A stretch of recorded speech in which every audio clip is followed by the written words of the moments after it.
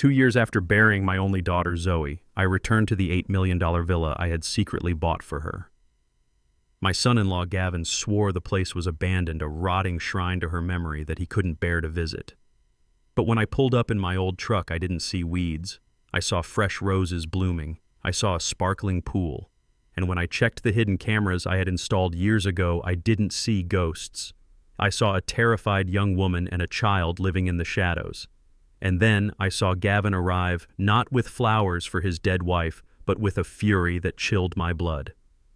Before I continue this story, let me know where you are watching from in the comments below.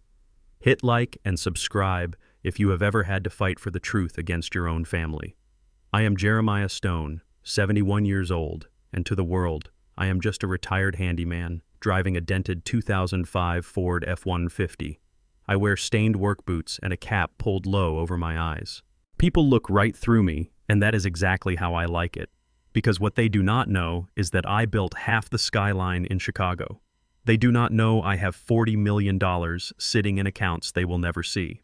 And they certainly do not know that the sprawling Mediterranean villa standing before me on the Malibu cliffs belongs to me, not the man who thinks he owns it. I parked my truck 200 yards down the road, hidden behind a cluster of eucalyptus trees. My hands gripped the steering wheel so tight my knuckles turned the color of ash. Gavin Miller, my son-in-law, had looked me in the eye 3 days ago at our weekly coffee meetup. He had squeezed my hand with his soft manicured fingers and told me the villa was falling apart. He said the roof was leaking, the garden was a jungle, and the pool was a swamp. He said he couldn't afford the maintenance because his grief was too debilitating to work. He asked me for another $5,000 for repairs. I gave it to him, playing the part of the naive, grieving father. But looking at the house now, I felt the bile rise in my throat. The lawn was manicured to a perfect emerald green. The hedges were trimmed with military precision. The climbing roses Zoe loved so much were not dead. They were thriving vibrant red against the white stucco walls. The pool water shimmered in the California sun, crystal clear. This was not an abandoned house. This was a home that was being meticulously cared for. Gavin had lied. And if he lied about the grass, he lied about the money. And if he lied about the money, what else was he lying about? I did not get out of the truck. I did not march up to the front door and demand answers. That is what a foolish man would do. A man who built an empire from pouring concrete knows that you do not strike until you know exactly where the rebar is. Instead, I reached into my glove compartment and pulled out a tablet. 3 years ago, when I bought this place for Zoe, I installed a closed-circuit security system. High-definition cameras and audio sensors in every main room, hidden in smoke detectors and recessed lighting. I never told Zoe. I certainly never told Gavin. I did it because a father never stops worrying even when his daughter is 30 years old. I tapped the screen and the black feed flickered to life. My heart hammered against my ribs as the living room came into view. I expected to see empty furniture covered in dust sheets. I expected silence. Instead, I saw life. A young black woman, maybe 28 years old, was on her hands and knees in the center of the living room. She was scrubbing the marble floor with a frantic, terrified energy. She wore a faded, oversized t-shirt and gray sweatpants. Her hair was tied back in a messy bun, and even through the grainy video feed, I could see the exhaustion etched into her face. She kept glancing at the front door, her body tense like an animal waiting for a predator. Who was she? A squatter? A maid? Gavin had hired and forgotten to mention maids do not look like they are afraid for their lives. Maids do not check the window every 10 seconds. Then the camera angle shifted slightly and my breath caught in my throat. In the corner of the room, tucked behind the large beige sofa, was a child. A little girl no older than 4. She was sitting cross-legged on the floor, drawing quietly on a piece of paper. She was making no sound. She was too still for a child that age. It was unnatural. She looked trained to be invisible. I zoomed in on the screen. The woman stood up, wiped her forehead, and hurried over to the child. She whispered something I couldn't hear yet, smoothing the little girl's hair. The tenderness in the gesture broke my heart. They were living here, in my daughter's house. In the house Gavin said was a tomb. Suddenly, the woman froze. On the screen, her head snapped toward the driveway. She grabbed the child's hand, pulled her up roughly, and shoved a toy under the sofa. She pointed a shaking finger toward the hallway, and the little girl ran. She didn't argue. She didn't cry. She just ran and disappeared from the frame. The woman smoothed her shirt, took a deep breath, and stood by the entrance. Head bowed. I looked out my windshield. A silver Porsche 911 was tearing up the driveway, kicking up dust. It was him, Gavin. He didn't park the car. He abandoned it, leaving the door open as he stomped toward the front entrance. He was wearing a sharp Italian suit, the kind he bought with the money he claimed he borrowed from me for his failing tech startup. He didn't look like a grieving widower visiting his wife's sanctuary. He looked like a warden arriving at a prison. I put on my noise-canceling headphones and turned up the volume on the tablet. The audio feed crackled, then cleared. I heard the heavy thud of the front door slamming open. The first sound was not a greeting. It was the sound of a ceramic pot shattering. On the screen, I saw Gavin kick a decorative vase near the entry. Shards of pottery skittered across the floor the woman had just cleaned. She flinched but didn't move. She kept her eyes on the floor. "I told you to keep that brat inside," Gavin screamed. His voice was distorted by rage echoing off the high ceilings. "I saw you, Sasha. I saw her from the driveway. She was near the window. If anyone sees her, if one neighbor calls the cops, do you know what happens?" The woman. Sasha trembled. Her voice was barely a whisper, but the sensitive microphones picked it up. "She just wanted to see the sun, Mr. Gavin. We have been inside for 3 days. The air conditioning is broken in the back room." "I don't care if she suffocates," Gavin roared, stepping into her personal space. He loomed over her, his face twisted. "You live here because I allow it. You eat because I allow it. You are a ghost, Sasha. Ghosts don't look out windows. Ghosts don't have needs." He reached into his pocket and pulled out a wad of cash. He threw it at her. The bills fluttered down like dead leaves landing in the mess of the broken vase. "Pick it up," he commanded. I watched my hands shaking with a rage so ancient and deep it felt like magma in my veins. This man who sat at my dinner table every Sunday, who cried fake tears at my daughter's funeral, was treating this woman like a slave. Sasha dropped to her knees and began gathering the bills. Her hands were shaking. "Please," she sobbed softly. "She needs medicine. Her cough is getting worse. This isn't enough for the antibiotics." Gavin laughed. It was a cold, cruel sound. "Then use lemon and honey. You don't have ID, Sasha. You don't have a visa. You walk into a pharmacy or a clinic and they call ICE. Do you want to be deported? Do you want to be separated from that kid? Because that is exactly what will happen the second you step foot outside this property without my permission." He leaned down, grabbing her chin and forcing her to look at him. "You are lucky I am so generous. I give you a roof over your head in a multi-million-dollar mansion. Most people would kill for this view, and all you have to do is stay invisible and keep your mouth shut. Is that so hard?" Sasha pulled her face away, tears streaming down her cheeks. "No, sir. Thank you, sir." "Good." Gavin straightened his jacket, his demeanor shifting instantly from monster to businessman as his phone began to ring. He answered it, turning his back on the woman kneeling in the debris. "Hello? Yes, this is Gavin Miller." His voice changed completely. It became smooth, charming, the voice he used to trick my daughter, the voice he used to trick me. "Oh, absolutely. The property is vacant. It's been empty for 2 years. Just tragic memories. I'm finally ready to let it go. Yes, $6 million cash would be acceptable for a quick close. I can have it cleaned out by Friday. No tenants. Just me. It's completely empty." I sat in my truck, the headphones pressing against my ears, and I felt a cold clarity wash over me. He wasn't just abusing this woman. He wasn't just lying about the condition of the house. He was selling it. He was selling my house. The house I bought. The house that was in a trust he had no legal right to touch. He was selling it for $6 million, $2 million under market value for a quick cash deal. He was desperate. Gavin hung up the phone and turned back to Sasha. "Get this place spotless," he snapped. "I have a private buyer coming next week. I want every trace of you and that kid gone from the main areas. You stay in the servants' quarters until I tell you otherwise. If I see one crayon, one toy, or one hair out of place, I will throw you both out on the street myself. Do you hear me?" "Yes, sir," Sasha whispered. Gavin checked his watch, looked around the room with a sneer, and then walked back out the front door. I watched on the screen as Sasha collapsed onto the floor, sobbing into her hands. Then the little girl crept out from the hallway. She didn't say a word. She just walked over to her mother and wrapped her tiny arms around the woman's neck. I took the headphones off. The silence in the truck was heavy. Gavin Miller thought he was the king of this castle.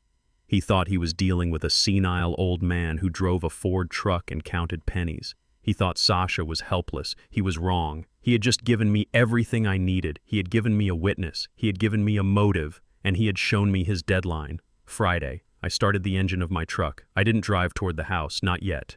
I had to wait for the Porsche to leave. I had to wait for the coast to be clear, because I wasn't going to knock on the door. I was going to use the master code I had programmed into the lock 3 years ago. I was going to meet Sasha.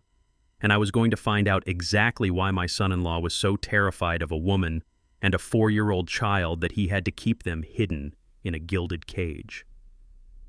I watched the silver Porsche reverse out of the driveway and speed down the coastal road.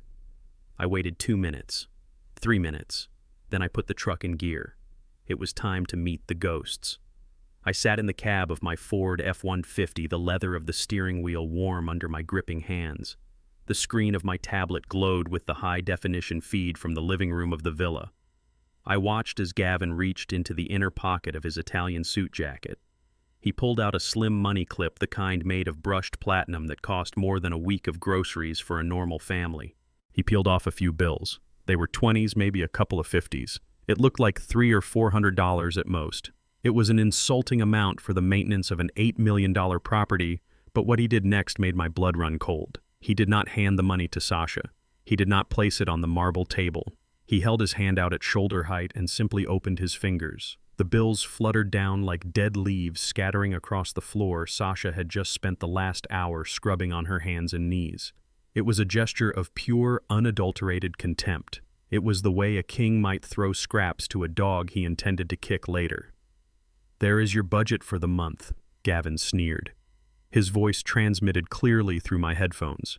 "Make it last. And do not even think about asking me for more. I have expenses, real expenses. Not like you living here for free in a palace." Sasha stood there for a moment, her body trembling. I could see the conflict warring in her posture. Part of her wanted to leave the money there, to spit on it, to walk away with her dignity intact. But dignity does not buy antibiotics for a sick child. Dignity does not put food on the table. Slowly, agonizingly, she lowered herself to the floor. She began to pick up the bills one by one. "Mr. Gavin," she said, her voice barely a whisper. "Please. The pharmacy will not give me the medicine without a prescription, and the doctor visit costs $200 cash. This barely covers food for Maya and me. The prices in this area are high. We cannot drive to the cheaper stores." Gavin let out a sharp, barking laugh. He stepped forward and used the toe of his polished dress shoe to step on a $20 bill just as her hand reached for it. He ground his heel into the floor, pinning the money and her fingers against the cold stone.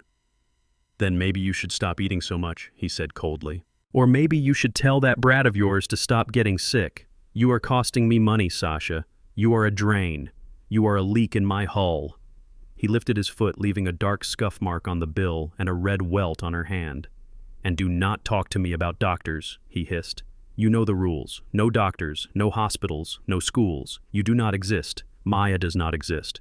If you walk into a clinic, they will ask for ID. They will ask for insurance. And when you cannot provide it, they will ask questions. Do you want questions, Sasha? Because questions lead to the police, and the police lead to immigration and customs enforcement." Sasha recoiled as if he had slapped her. She clutched the money to her chest, her eyes wide with terror. "I know your visa expired 3 years ago," Gavin continued, his voice dropping to a predatory purr. "I know you are here illegally. The only reason you are not in a detention center right now, waiting to be deported back to a country you have not seen in a decade, is because I am a benevolent man. I protect you. I give you sanctuary. And this is how you repay me. By begging for more money like a common thief, I watched from the truck, my own heart hammering a rhythm of pure fury. This man was weaponizing her vulnerability. He was holding her immigration status over her head like a guillotine blade. He knew she could not run. He knew she could not fight back. He had built a prison out of a mansion, and he was the warden holding the keys to her freedom. But then the conversation shifted, and the ground beneath me seemed to tilt. Sasha looked up at him, tears streaming down her face, but there was a sudden spark of defiance in her eyes. It was the defiance of a person who has been pushed to the edge of the cliff and realizes they have nothing left to lose. "I am not a thief," she said, her voice shaking but audible. I earned my place here. I took care of her. I took care of Zoe when you were too busy to be here. The name hung in the air like a curse. Zoe, my daughter, my beautiful, brilliant girl who had died in this very house 2 years ago. Gavin froze. His back went rigid. The casual cruelty vanished, replaced by a sudden, volatile tension. "What did you say?" he whispered. "I was her nurse," Sasha said, standing up. "I wiped her brow when the fevers came. I changed her sheets.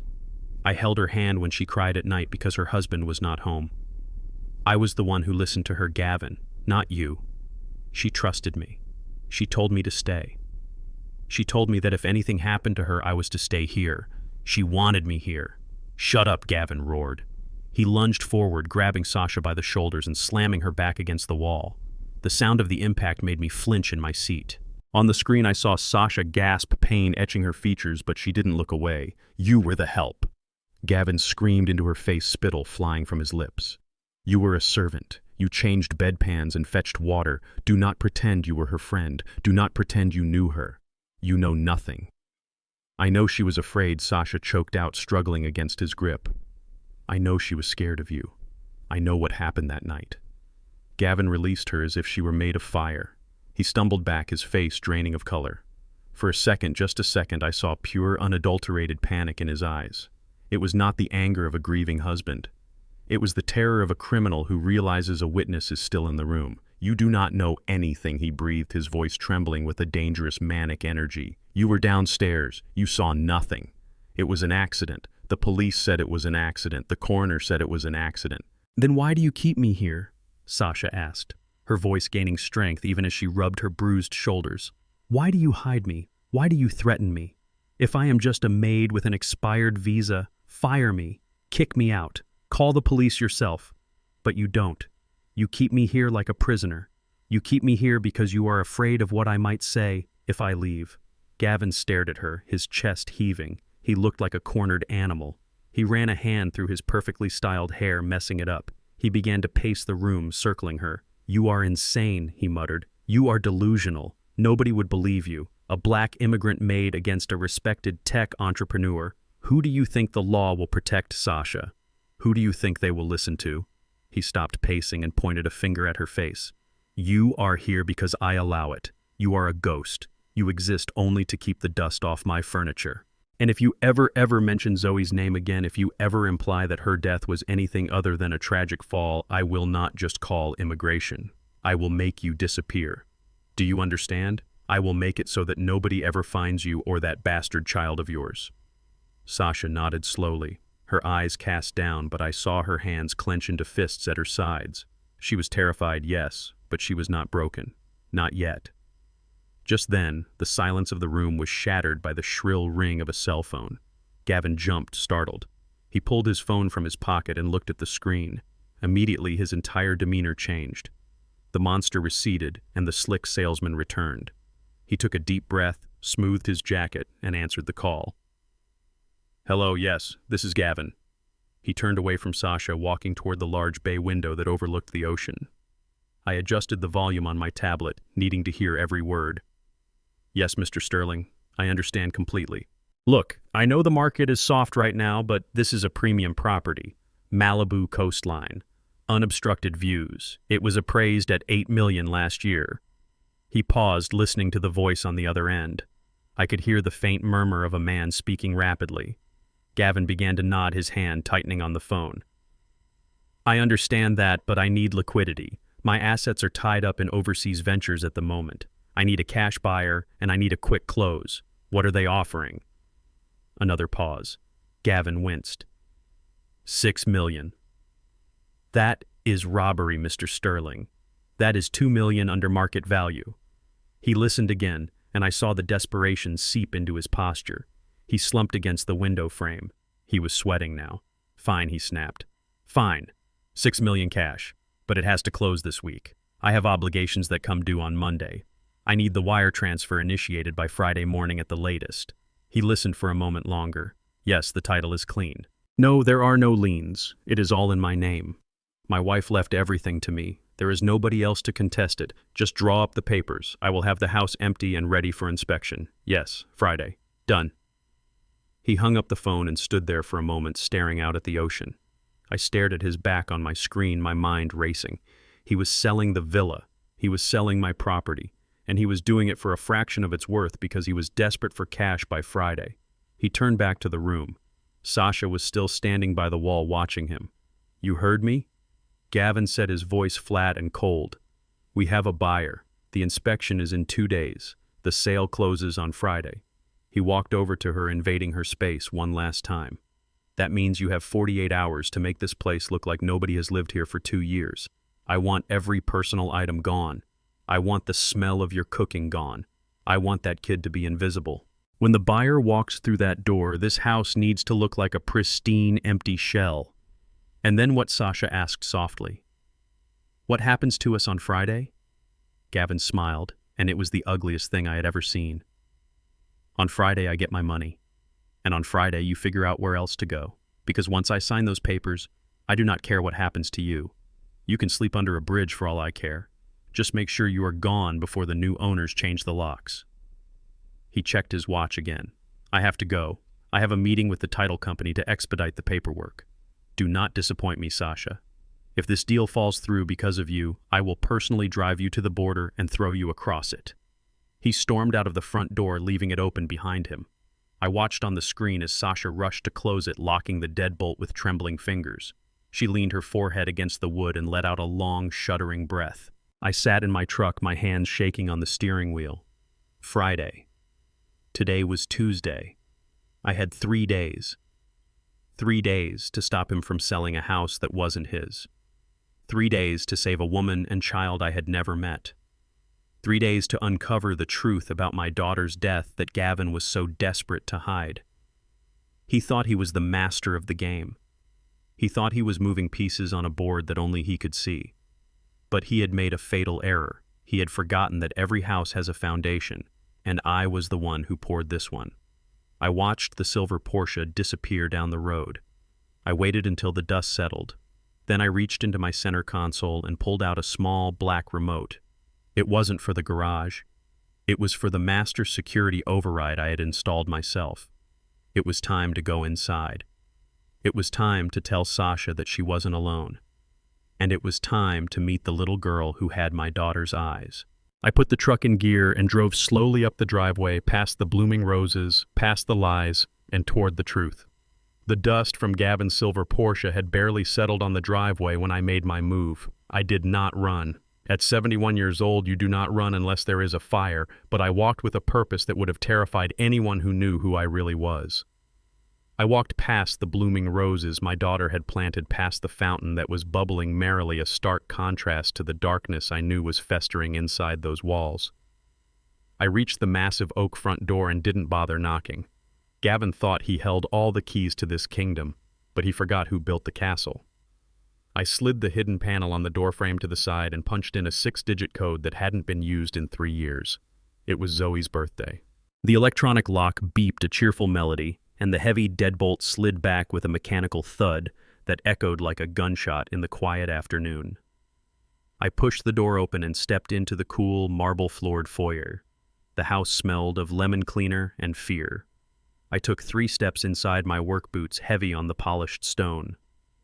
"Hello?" I called out, my voice rough from disuse. "I am not going to hurt you." Before I could finish the sentence, a blur of motion erupted from the hallway to my left. It was Sasha. She wasn't the submissive, terrified woman I had watched on the camera screen minutes ago. She was a mother cornered in her den. She screamed a raw, animalistic sound of pure terror and lunged at me. In her hand, she gripped a large kitchen knife, the blade glinting in the sunlight streaming through the open door. Her eyes were wide, white-rimmed with panic. She didn't see an old man. She saw a hitman. She saw the end. "Get back!" she shrieked, slashing the air between us. "Do not come near us! I will kill you! I swear I will kill you!" I raised my hands, palms open, showing her I was unarmed. I stopped moving instantly. I had spent 40 years on construction sites, breaking up fights between men twice my size, but I had never faced a woman who believed she was fighting for her child's life.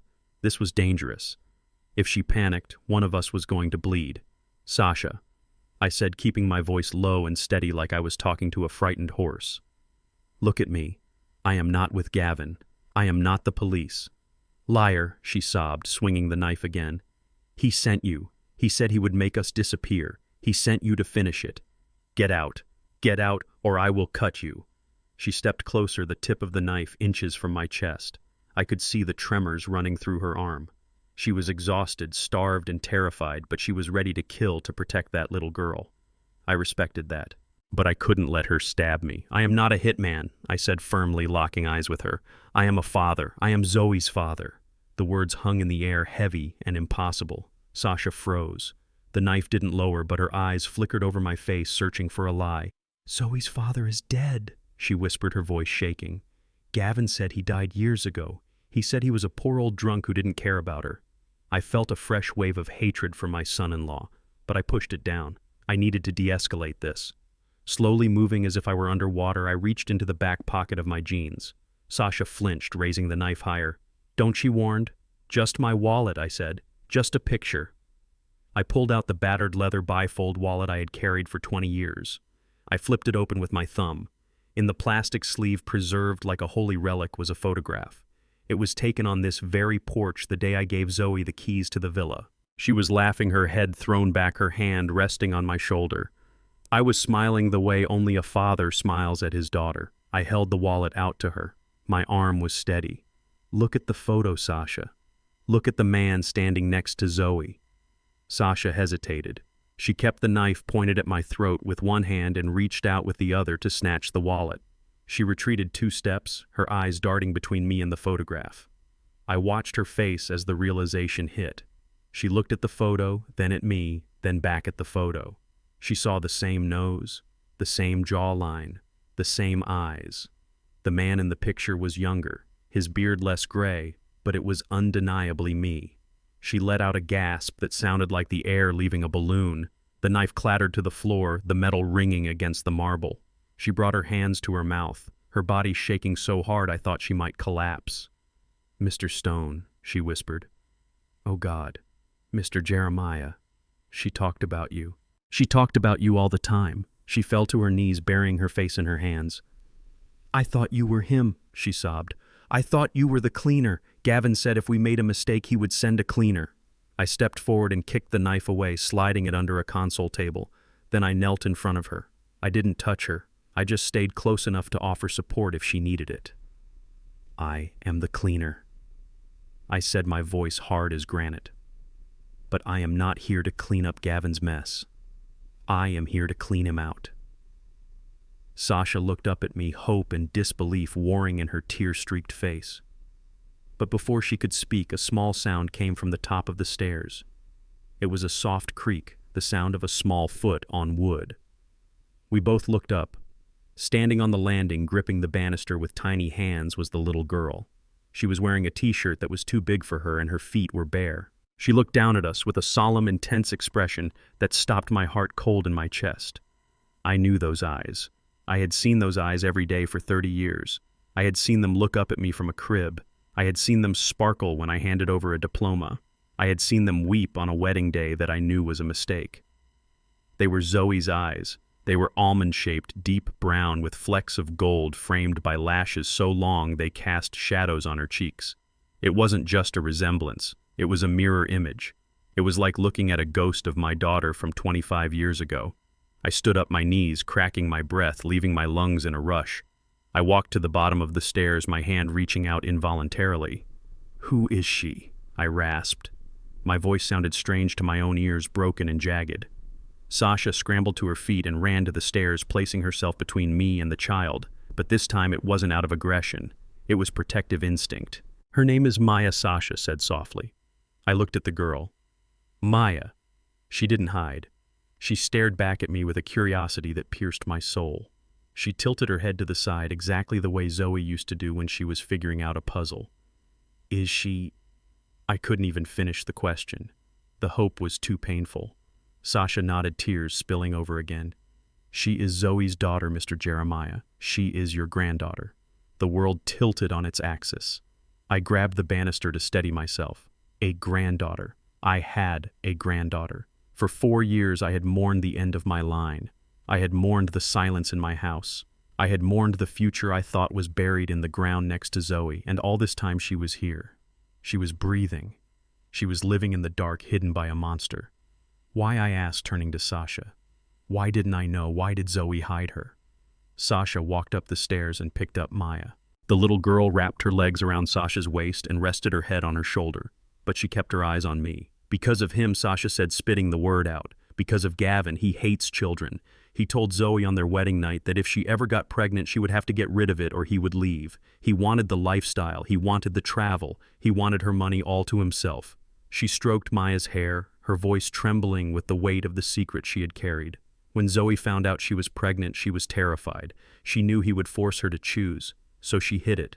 She wore baggy clothes. She claimed she was gaining weight from stress. He was traveling so much for his failing businesses that he barely noticed her.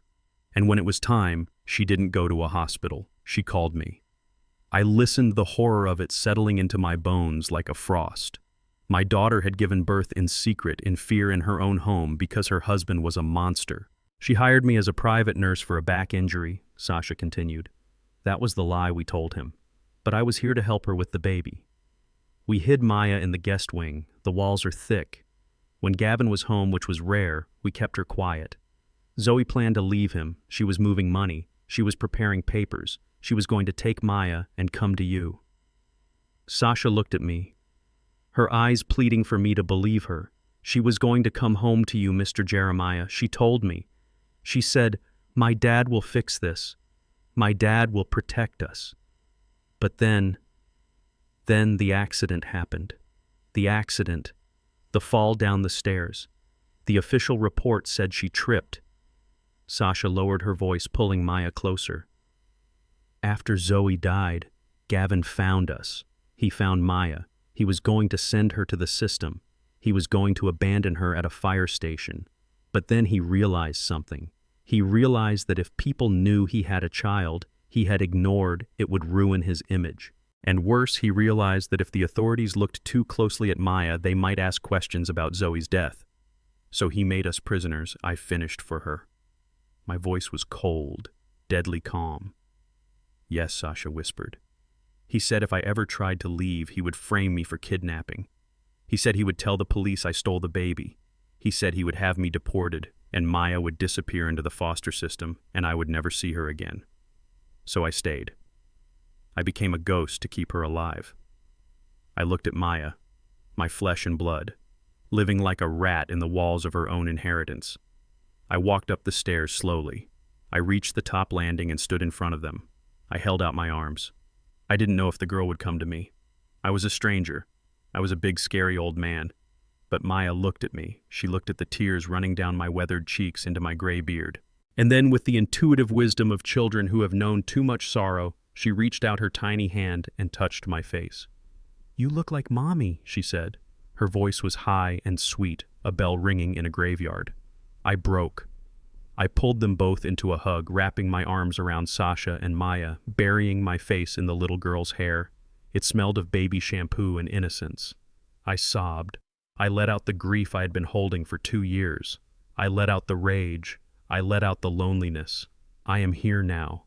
I promised, my voice muffled against them. I am here, and I swear to you by the grave of my daughter, that man will never hurt you again. He thinks he owns this house. He thinks he owns you. But he forgot one thing. I pulled back and looked at Sasha, my eyes hard and dry now. He forgot to check who actually owns the deed to this land. Sasha looked confused. Gavin says everything is his. He says Zoe left it all to him. Gavin is a liar, I said. I bought this house. I set up the trust. This house does not belong to Gavin. It never did. It belongs to the Maya Hope Trust. I looked at the little girl. It belongs to her, and I am the trustee. I stood up, feeling a surge of energy I hadn't felt in decades. It was the energy of a man with a mission.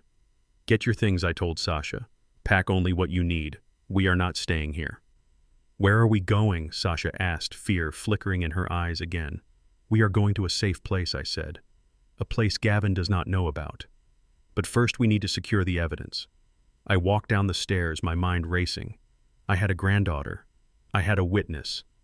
And I had a deadline. Friday. Gavin Miller wanted to sell this house for cash to pay his debts. He was desperate. He was careless. And he had just handed me the weapon I needed to destroy him. But I wasn't just going to stop the sale. That would be too easy. I was going to let him think he succeeded. I was going to let him dig his hole so deep that when I finally kicked the ladder away, he would never climb out. "Come on," I said, ushering them toward the back of the house where the hidden panic room was located behind a false bookshelf in the library. "We have work to do. And Sasha, I need you to tell me everything, not just about Maya. I need to know about that night. The night Zoe died." Sasha stopped. Her face went pale. "Mr. Jeremiah," she whispered, "you don't want to know. It will break you." "I am already broken," I said. "Now I want the truth." I opened the door to the library. "Tell me, did she fall, or was she pushed?" Sasha looked at me, and the answer was in her eyes before she even spoke. It was the final piece of the puzzle, the final log on the fire of my vengeance. "She didn't fall," Sasha whispered. And with those 3 words, Gavin Miller was a dead man walking. He just didn't know it yet. I pushed the spine of the leather-bound copy of Moby Dick on the mahogany bookshelf, and the silent hydraulic mechanism hummed to life. The entire heavy unit swung inward, revealing a steel door that looked like it belonged in a bank vault. Sasha gasped, clutching Maya tightly to her chest. I punched in the code, and the heavy door hissed open. Inside was a small room lined with non-perishable food water and a separate ventilation system. I had built this panic room 3 years ago, not because I was paranoid, but because I was a father who knew that the world could be a dangerous place for a woman living alone in the hills. I just never imagined she would need protection from her own husband. "Stay here," I told Sasha gently. "There is a bathroom and a cot. Do not open this door for anyone but me. The code to lock it from the inside is the same as the entry code." Maya looked at the rows of canned peaches and bottled water with wide, curious eyes.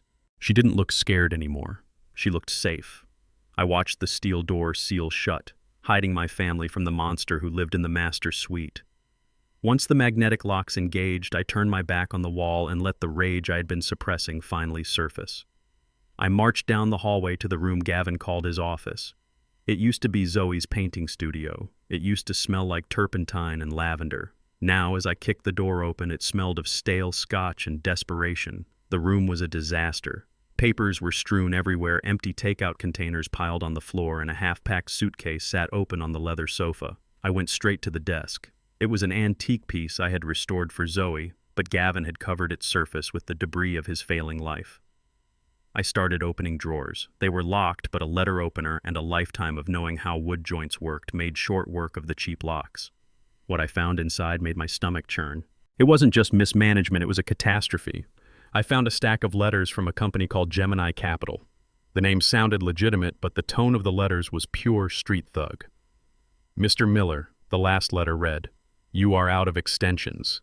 The principal plus interest now totals $2.1 million.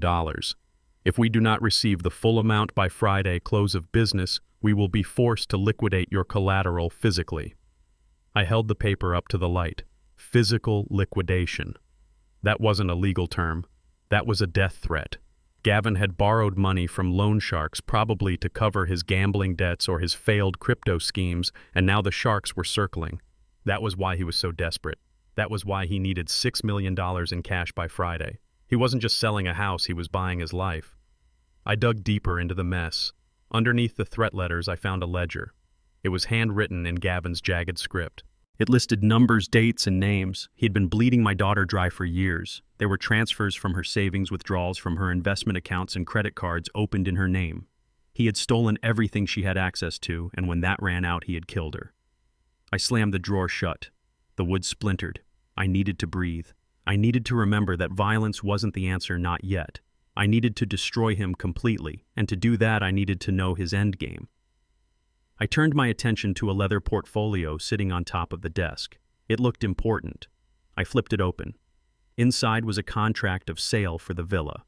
It was drafted by a shady law firm I recognized from my days in construction, the kind of lawyers who worked out of strip malls and didn't ask questions about where the money came from. Attached to the contract was a document that made my blood boil. It was a power of attorney granting Gavin Miller full authority to sell, transfer, or liquidate any assets belonging to Zoe Stone.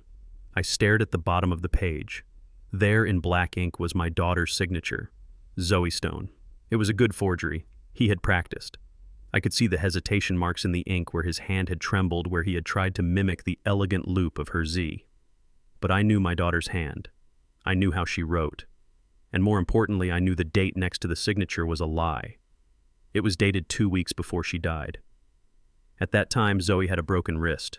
She had told me she fell gardening, but now I knew Gavin had probably done that too. She couldn't have signed her name with that kind of fluidity with a cast on her arm. He had forged it. He had forged her permission to sell the house. But Gavin had made a mistake. A massive, arrogant mistake. He assumed the house was in Zoe's name. He assumed that because I bought it for her and she lived there that she owned the deed. He didn't know about the Maya Hope Trust. I had set up the trust the day I closed on the property. The deed wasn't in Zoe's name. It wasn't in my name. It was held by the trust. And the trust had strict bylaws. The beneficiary was Zoe, but upon her death, the assets did not transfer to her spouse. They transferred to her issue, her children. And if her children were minors, the trustee retained control. I was the trustee. Gavin was trying to sell a house he didn't own using a forged signature that was legally worthless. He was selling a bridge to nowhere. I pulled out my phone and dialed a number I hadn't called in months. Samuel Cohen, my lawyer, my old friend, and the only man in Los Angeles who knew exactly how much Jeremiah Stone was worth. Jed. Samuel answered on the first ring. It has been too long. Is everything all right? No, Sam, I said, my voice gravelly. I am at the villa. Gavin is trying to sell it. He has a buyer lined up for Friday. Sell it, Samuel scoffed. He can't sell it. The title search will flag the trust immediately. He is using a shadow broker, I said. Cash deal, quick close. They might skip the title search or he might have bribed someone. He owes $2 million to loan sharks, Sam. He is desperate. I heard the rustle of papers on the other end. I can file an emergency injunction, Jed. We can have the police there in an hour. We can lock him up for fraud. No, I said quickly. Not yet. There was a pause. Jed, what are you planning? If we stop him now, he claims it was a misunderstanding. I said, staring at the forged signature. He claims he didn't know about the trust. He claims grief made him confused. He gets a slap on the wrist for fraud and he walks away. And if he walks away, he comes after Sasha and the baby. Baby, Samuel asked, his voice sharp. What baby? Zoe's baby, I said, my voice breaking. I have a granddaughter, Sam. Her name is Maya. She is 4 years old. He has been keeping them prisoner here. The silence on the other end was heavy. When Samuel spoke again, his voice was cold and deadly. Tell me what you need. I need you to prepare the trust documents, I said. I need the original deed. And I need you to be ready. We are not going to stop the sale. We are going to let him do it. Jed, that is risky. I want him to sign the papers, I said. I want him to take the buyer's money. I want him to commit the crime fully and completely.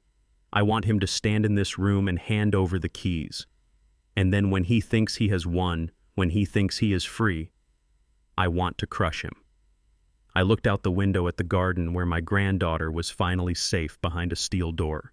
He thinks he is selling a house to pay a debt. I want him to realize he just sold his freedom. Friday, Sam, I said. Be ready on Friday. Bring the full legal team and bring armed security. I hung up the phone. I put the forged document back in the portfolio exactly as I had found it. I wiped my fingerprints from the desk. I walked out of the office and down the hall. I stood in front of the panic room door and placed my hand on the cold steel. Gavin wanted a quick close. He wanted a cash deal. I was going to give him a closing he would never forget. I had 3 days to wait. 3 days to keep my family safe while the wolf paced outside the door. But the wolf didn't know that the shepherd was already inside and I was armed with more than just a staff. I had the truth, and on Friday, the truth was going to set us all free. Wednesday morning arrived with the heavy gray weight of a wet wool blanket. I sat in the center of my rented studio apartment in downtown Chicago. This was a place I kept solely for appearances. It was a small and cramped space with peeling wallpaper and the lingering smell of boiled cabbage from the neighbors down the hall. To Gavin Miller, this was all I had left in the world. To me, it was just another stage set for the performance of a lifetime. I checked my appearance in the cracked mirror by the door. I wore a stained cardigan that smelled of mothballs, and my glasses were smeared with a thin layer of Vaseline to make my eyes look watery and unfocused. I had practiced my tremor for an hour, letting my hand shake just enough to look like age catching up with a man who used to lift steel beams. At 10 o'clock sharp, there was a knock on the door. It was not the respectful knock of a guest. It was the impatient rapping of someone who felt they were doing the occupant a favor by showing up. I shuffled to the door, dragging my left leg slightly. I opened it to reveal Gavin standing in the hallway looking like a diamond in a sewer. He was wearing a navy blue bespoke suit that probably cost more than the rent for this entire building for a year. In his hand, he held a basket of fruit wrapped in yellow cellophane, the kind you buy at a gas station on the way to a hospital. "Dad," he said, his voice dripping with a syrup-sweet tone that made my teeth ache. "It is so good to see you. I was worried about you." He stepped inside without waiting for an invitation, wrinkling his nose as he surveyed the room. He placed the cheap basket on my wobbly laminate table, pushing aside a stack of unpaid bills I had planted there. "I brought you some vitamins," he said, gesturing to the basket. "Or fruit, I guess." "Same thing, right? You have to keep your strength up." I stared at the basket. I saw a bruised apple and a pear that looked like it had been in a fight. "Thank you, son," I rasped, my voice thin and wavering. "You are a good boy to visit an old man." Gavin did not sit down. He paced the small room, his eyes darting around with a mix of pity and disgust. He checked his watch, a platinum Rolex that caught the light from the single bare bulb hanging from the ceiling. "I cannot stay long, Dad," he said, turning to face me with a look of practiced sorrow. "Business, you know. But I wanted to talk to you about something important. Something about Zoe." He paused, waiting for my reaction. I let my lower lip tremble. I let my shoulders slump. "Zoe," I whispered. "Is she okay? Did she call?" Gavin sighed a long, dramatic exhalation of air. "Dad, Zoe is gone. Remember, she passed away 2 years ago." "Oh," I said, blinking rapidly. "Right. I forget sometimes. My mind, it isn't what it used to be." Gavin nodded, seemingly satisfied that his mark was sufficiently confused. He stepped closer, placing a hand on my shoulder. His grip was light and patronizing. "That is actually why I am here, Dad. I have been doing a lot of thinking. I cannot bear to go back to the villa anymore. It hurts too much. Every room reminds me of her. And I know it hurts you too, to know it is just sitting there empty, rotting away." He looked me in the eye, summoning tears that were not there. "I want to turn our tragedy into something beautiful, Dad. I want to sell the villa. I have found a buyer, a philanthropist who wants to turn the land into a sanctuary for orphaned children. A charity, Dad. It is what Zoe would have wanted. She loved children, didn't she?" I felt a surge of rage so hot it almost melted my disguise. He was using my daughter's love for children, the very child he had forced her to hide, to manipulate me. He was painting himself as a saint while he planned to use the money to pay off loan sharks. "A charity," I repeated, letting my voice crack. "That sounds nice, Gavin. Zoe would like that." "Exactly." Gavin beamed, reaching into his jacket pocket. He pulled out a folded document. It was the same contract I had seen in his office, the one with the forged signature. But this time there was a new page, a consent form for the trustee. "Since you helped us with the down payment years ago," the lawyers said, "I need your signature just as a formality, to release your interest in the property so the charity can take over. It is just paperwork, Dad, boring stuff." He laid the paper on the table, smoothing it out with his manicured hand. He pulled a gold fountain pen from his pocket and held it out to me. "Just sign right there on the line," he said, tapping the paper. "And then we can make Zoe proud." I looked at the pen, then at him. I did not take it immediately. Instead, I turned toward the small kitchenette. "Tea," I said simply. "You must want tea. It is cold outside." Gavin blinked, his smile faltering for a second. "Dad, we do not have time for tea. I have a meeting with the charity directors in an hour." "Nonsense," I said, shuffling away from him. "Guest comes into my house, I make tea. It is the way." I busied myself at the stove, turning my back to him. I filled the kettle with water, making sure to spill some on the burner so it hissed loudly. I clattered cups and saucers, creating a symphony of clumsiness. I needed to stall. I needed to make him impatient. I needed him so desperate to leave that he would not look closely at what I was about to do. Gavin stood by the table, tapping his foot. The rhythm was fast and erratic. He was checking his phone every 10 seconds. I could see his reflection in the window. He was texting furiously, probably to his loan sharks or his mistress. The kettle whistled. I poured the hot water into 2 chipped mugs, dunking tea bags until the liquid was dark brown. Then I turned around, carrying the mugs with hands that shook violently. "Here we go, son," I said, walking toward him. "Hot tea for a cold day." Gavin looked at the swaying mugs with alarm. "Dad, be careful, maybe you should put them down." I stumbled, my foot catching on the edge of the rug. I lurched forward and the mug in my right hand tipped. A wave of scalding dark tea splashed out, arching through the air and landing squarely on the front of Gavin's expensive Italian trousers. He shouted, jumping back and dropping the pen. "Damn it, you stupid old man." He cut himself off, taking a deep breath. His face was red, his eyes bulging with suppressed fury. He looked down at the dark stains spreading across his crotch, soaking into the fabric. "Oh dear," I cried, putting the mugs down on the table with a clatter. "I am so sorry, son. I am so clumsy. My hands, they do not listen to me anymore. Let me get a rag." I reached for a dirty dish towel, but Gavin held up a hand, stopping me. "It is fine." He snapped, his voice tight and high. "No rags. Just leave it. I have a change of clothes in the car." He grabbed a napkin from the table and dabbed furiously at the stain, grimacing. "Just sign the papers, Dad. Please. I have to go. I cannot go to a meeting looking like this." I looked at him with wide, apologetic eyes. "I am so sorry, Gavin. I just wanted to be a good host."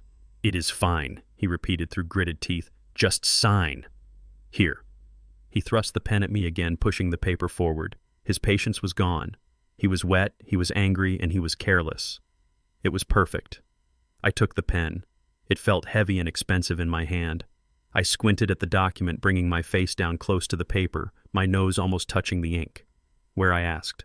My eyes, they are so blurry today. I lost my glasses. "Right there," Gavin said, pointing to the line marked trustee signature. "Just write your name." I nodded slowly, gripping the pen like a child learning to write. I touched the nib to the paper, pressing hard enough to tear the fiber slightly. I started to write. J-E-R. I paused, lifting the pen. "Is it the 24th or the 25th today?" "It does not matter," Gavin practically shouted. "Just sign your name. Jeremiah Stone." I nodded again, muttering to myself. Jeremiah Stone. Jeremiah Stone. Right. I lowered the pen again, but I did not write Jeremiah. Instead, I wrote the name of my grandfather, a man who had never owned a house in his life. Jeromestone, Jerome Stone. I signed it with a flourish, the letters shaky and uneven, trailing off the line. "There," I said, capping the pen and handing it back. "Done." Gavin snatched the paper away. He did not even look at the signature. He just saw ink on the line, and that was enough for him. He shoved the document into his pocket and grabbed his fruit basket, presumably to throw it away outside. "Thank you, Dad," he said, already moving toward the door. "You did the right thing. I will make sure the charity sends you a thank you card." He did not hug me goodbye. He did not even look back. He threw the door open and hurried out into the hallway, desperate to get away from the smell of old age and the stain of failure. I stood in the doorway watching him go. As soon as he turned the corner toward the stairs, I straightened my back. The tremor in my hands vanished. The confusion in my eyes cleared, replaced by the cold steel of a man who has just laid a trap and watched the wolf step right into it. I walked to the window which overlooked the street below. I peered through the dirty blinds, careful not to be seen. Gavin burst out of the building entrance, running toward his silver Porsche. He threw the fruit basket into a nearby trash can with a violent swing. Then he stopped and pulled out his phone. He dialed a number and put it to his ear. I did not need a microphone for this. The window was cracked open and his voice was loud, carried by the adrenaline of his victory. "Baby, it is done," he shouted, laughing into the phone. The senile old fool signed it. "He spilled tea all over me, the clumsy idiot, but I got the paper. I am heading to the title company now. We are clear. The money is as good as ours." He listened for a moment, grinning like a shark. "Yeah, tell the travel agent to book the tickets. Maldives. First class. One way. We are leaving Saturday morning right after the wire hits. I am done with this dump and I am done with these people. Money for partying is coming soon, baby. Start packing." He hung up, jumped into his car, and peeled away from the curb, leaving a cloud of exhaust in his wake. I watched him go, my expression unmoving.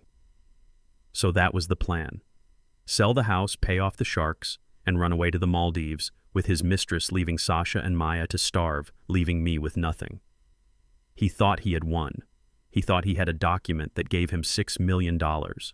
But all he had was a piece of paper signed by a man who did not exist.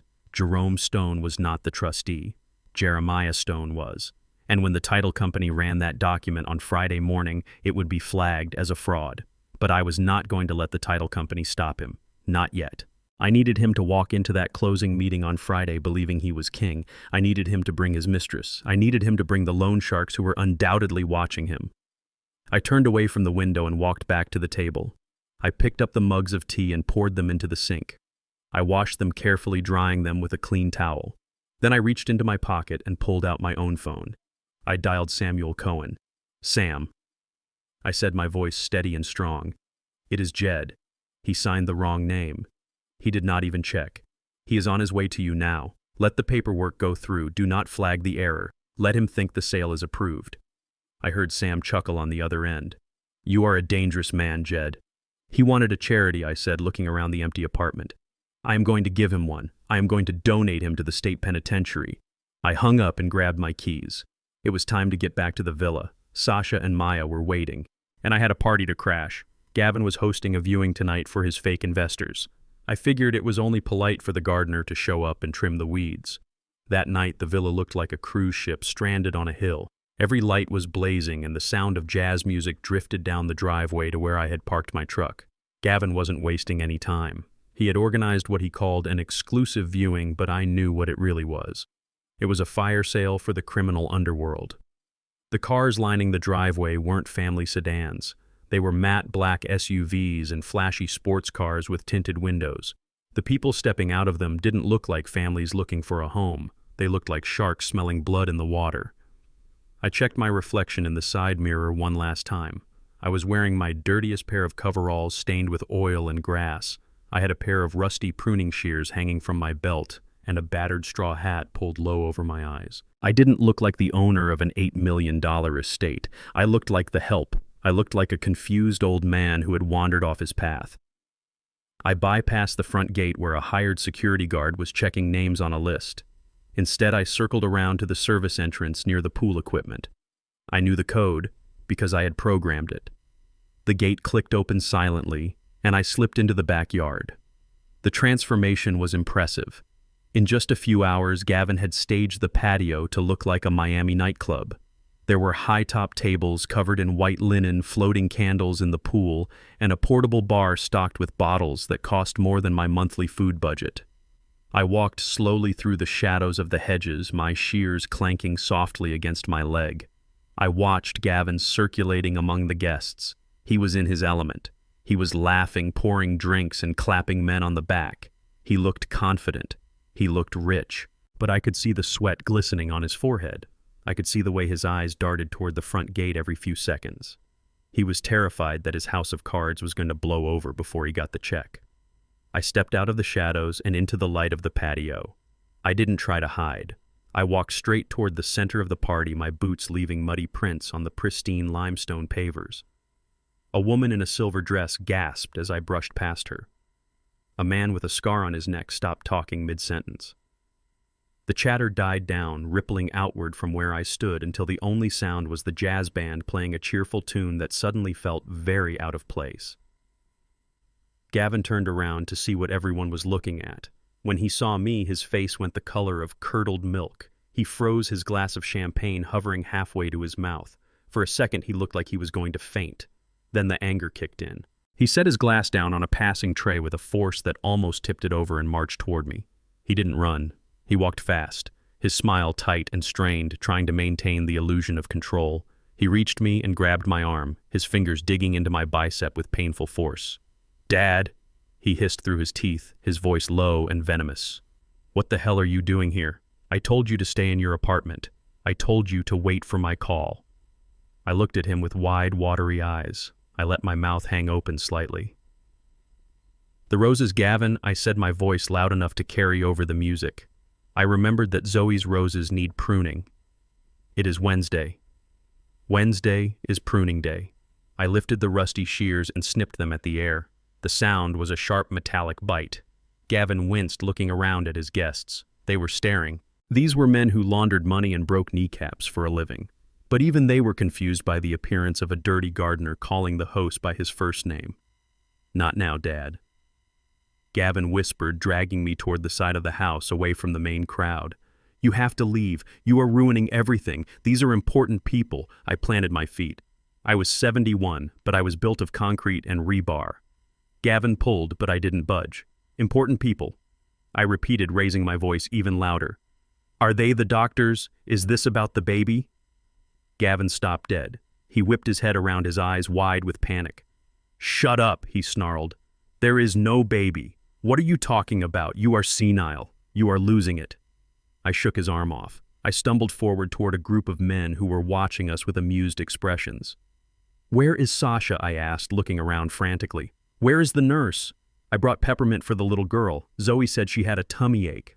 The mention of Zoe and a nurse caused a ripple of murmurs through the crowd. Gavin had told everyone the house had been empty for 2 years. He had told them he lived alone. Now here was an old man asking about a nurse and a child.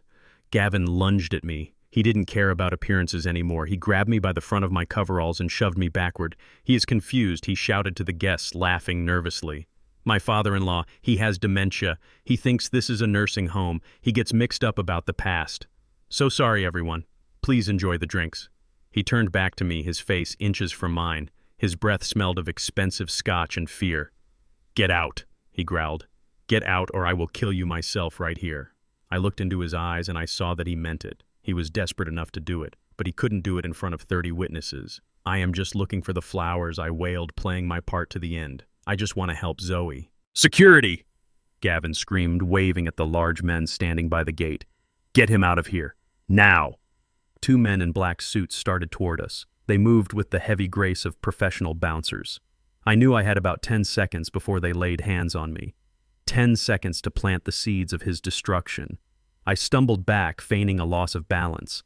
I crashed into a large potted fern near the entrance to the living room. As I flailed my arms as if trying to catch myself, I reached into my pocket. I palmed a small black disc no bigger than a quarter. It was a high-powered listening device I had bought from a spy shop in the city. I grabbed the rim of the pot, and as I steadied myself, I stuck the device to the underside of a thick ceramic leaf. It was invisible. "Oops," I cried. "Sorry. So clumsy." The first guard reached me. He grabbed my left arm, twisting it behind my back. "Come on, old-timer," he grunted. "Time to go." I struggled, kicking out my legs. Not to fight them, but to create chaos. I lunged toward a high-top table where 3 men were discussing interest rates. My hat fell off. I reached for the table to steady myself and slapped a second bug under the rim of the tablecloth. "Let me go," I shouted. "I own this house. I built this house." Gavin laughed loudly, trying to drown me out. "Sure you did, Dad. Sure you did. Just go home and take your pills." The second guard grabbed my other arm. They lifted me off the ground, my boots dangling. They began to drag me toward the side gate, the one that led to the alley. "Wait!" I yelled, thrashing. "My shears." I dropped my shears. I hadn't dropped them. I was holding them tight. As they dragged me past the portable bar, I swung my arm. I didn't aim for the guards. I aimed for the ice bucket. I knocked it over, sending cubes skittering across the deck. In the confusion, as the bartender ducked, I flicked my wrist. The third and final bug flew from my hand and landed with a soft plink in the open case of empty wine bottles stacked behind the bar. It slid down between the glass, hidden perfectly. The guards didn't notice. They were too busy cursing and hauling me toward the exit. They dragged me through the service gate and threw me onto the asphalt of the alleyway. I landed hard on my shoulder, the breath leaving my lungs in a painful whoosh. "Stay out," the first guard said, looming over me. "If we see you again, you are leaving in an ambulance." He slammed the gate shut and locked it. I lay there for a moment in the dirt and the dark. My shoulder throbbed and my pride was bruised, but a smile spread across my face. I reached into my pocket and pulled out my phone. I opened the app connected to the bugs. 3 green lights blinked on the screen. Audio feed active. I put in my earpiece. The sounds of the party flooded my ear crystal clear. I could hear the clinking of glasses. I could hear the jazz music. And then I heard Gavin's voice. He was close to the fern. "Sorry about that, gentlemen," he was saying, his voice shaking slightly. "Family. You know how it is. The old man is gone. Totally gone. Now about the closing. I have the title right here. Cash only, as we discussed." I pushed myself up, dusting off my coveralls. I walked back to my truck, limping slightly, for real this time. Talk, Gavin, I whispered to the night. Talk loud and clear, because every word you say is another nail in your coffin. And on Friday, I am going to hammer them all home. I drove away, leaving the wolf to his party. He didn't know that the sheep he had just thrown out had left behind the wolf's bane, and he certainly didn't know that the shepherd was watching, listening, and waiting for the sun to rise on his judgment day. I circled back to the service entrance of the villa, my shoulder throbbing in time with my heartbeat. The guards were still patrolling the front gate, laughing about the crazy old gardener they had just thrown out. They did not know I had built a service tunnel under the pool house 10 years ago, originally intended for maintenance access to the main utility room. It was tight and smelled of damp earth, but it led directly behind the false wall in the library. I crawled through the dark, my rage keeping me warm against the cold concrete. When the hydraulic door of the panic room hissed open, Sasha jumped to her feet. She was holding a heavy flashlight like a club, ready to defend herself. When she saw it was me, her shoulders slumped and she let out a breath she seemed to have been holding for hours. Maya was asleep on the cot, curled into a small ball under a woolen blanket. She looked so much like Zoe at that age it made my chest ache. I sat down heavily on a crate of bottled water. I was dirty, bruised, and exhausted, but my mind was razor sharp. I pulled the earpiece from my ear. The party was still raging upstairs, but I had heard enough. Gavin was selling the house, he was leaving the country, and he thought he had gotten away with it. Sasha looked at me, her eyes dark with a mixture of fear and resolve. She reached under the mattress of the cot and pulled out a small book bound in worn blue velvet. I recognized it immediately. I had given it to Zoe for her 25th birthday. It was her journal. I saved this, Sasha whispered, handing it to me with trembling hands. Gavin burned everything else. He burned her clothes, her paintings, her letters. But I hid this. I knew you would come one day. I knew you would need to see it. I took the book. My large, rough hands felt clumsy holding something so delicate. I opened it to the last few pages. The handwriting was jagged, rushed, as if she had written it in the dark. May 4th. The date was 2 days before she died. He demanded another $50,000 today. I told him there was nothing left in the liquid accounts. He threw a vase at the wall right next to my head. He said I was holding out on him. He said I was a liar. He knows about the trust, Dad. He found the papers in your old office. He knows he cannot touch the capital unless I am gone. I read the words, my vision blurring. He knew. He had known about the trust all along. He knew that as long as Zoe was alive, the money was locked up tight. I turned the page. May 5th. He came home drunk again. He went into the guest wing. He found Maya's pacifier under the sofa. I told him it was the maid's. I told him Sasha brought her niece over. He looked at me, and I saw death in his eyes. He said if he ever found a brat in this house, he would drown it in the pool. I am so scared, Dad. I am going to run. I am going to take Maya and leave on Friday. I just need to get the cash from the safe without him seeing. I closed the book. My hands were shaking, not from age, but from a fury so intense it felt like I was burning from the inside out. He had threatened my granddaughter. He had terrorized my daughter, and she had planned to run. She was going to leave him. That was why she died. She wasn't clumsy. She was escaping. I looked up at Sasha. Her face was wet with tears. Tell me, I said, my voice low and dangerous. Tell me about that night. Sasha wrapped her arms around herself as if she were freezing. It was raining, she said softly. You remember the storm. The power flickered. Zoe was packing a bag in the nursery. She had the cash. She was going to take Maya and drive to your apartment in the city. She said she couldn't wait until Friday. Sasha took a shuddering breath. Gavin came home early. He wasn't supposed to be there. He found her in the hallway at the top of the stairs. He saw the bag. He saw the cash. She closed her eyes, reliving the horror. He didn't yell. That was the scary part. He was quiet. He asked her where she was going. Zoe stood tall. She told him she was leaving. She told him it was over. She told him she was going to the police to report the fraud and the abuse. Sasha opened her eyes and looked directly at me. He laughed, Mr. Jeremiah. He laughed at her. He said nobody leaves Gavin Miller. He stepped toward her. She backed away toward the stairs. She was holding the banister tight. She shouted at him to stay back. And then I asked, feeling the bile rise in my throat. He didn't trip her. Sasha whispered. He didn't stumble. He looked her right in the eye and he shoved her. He used both hands.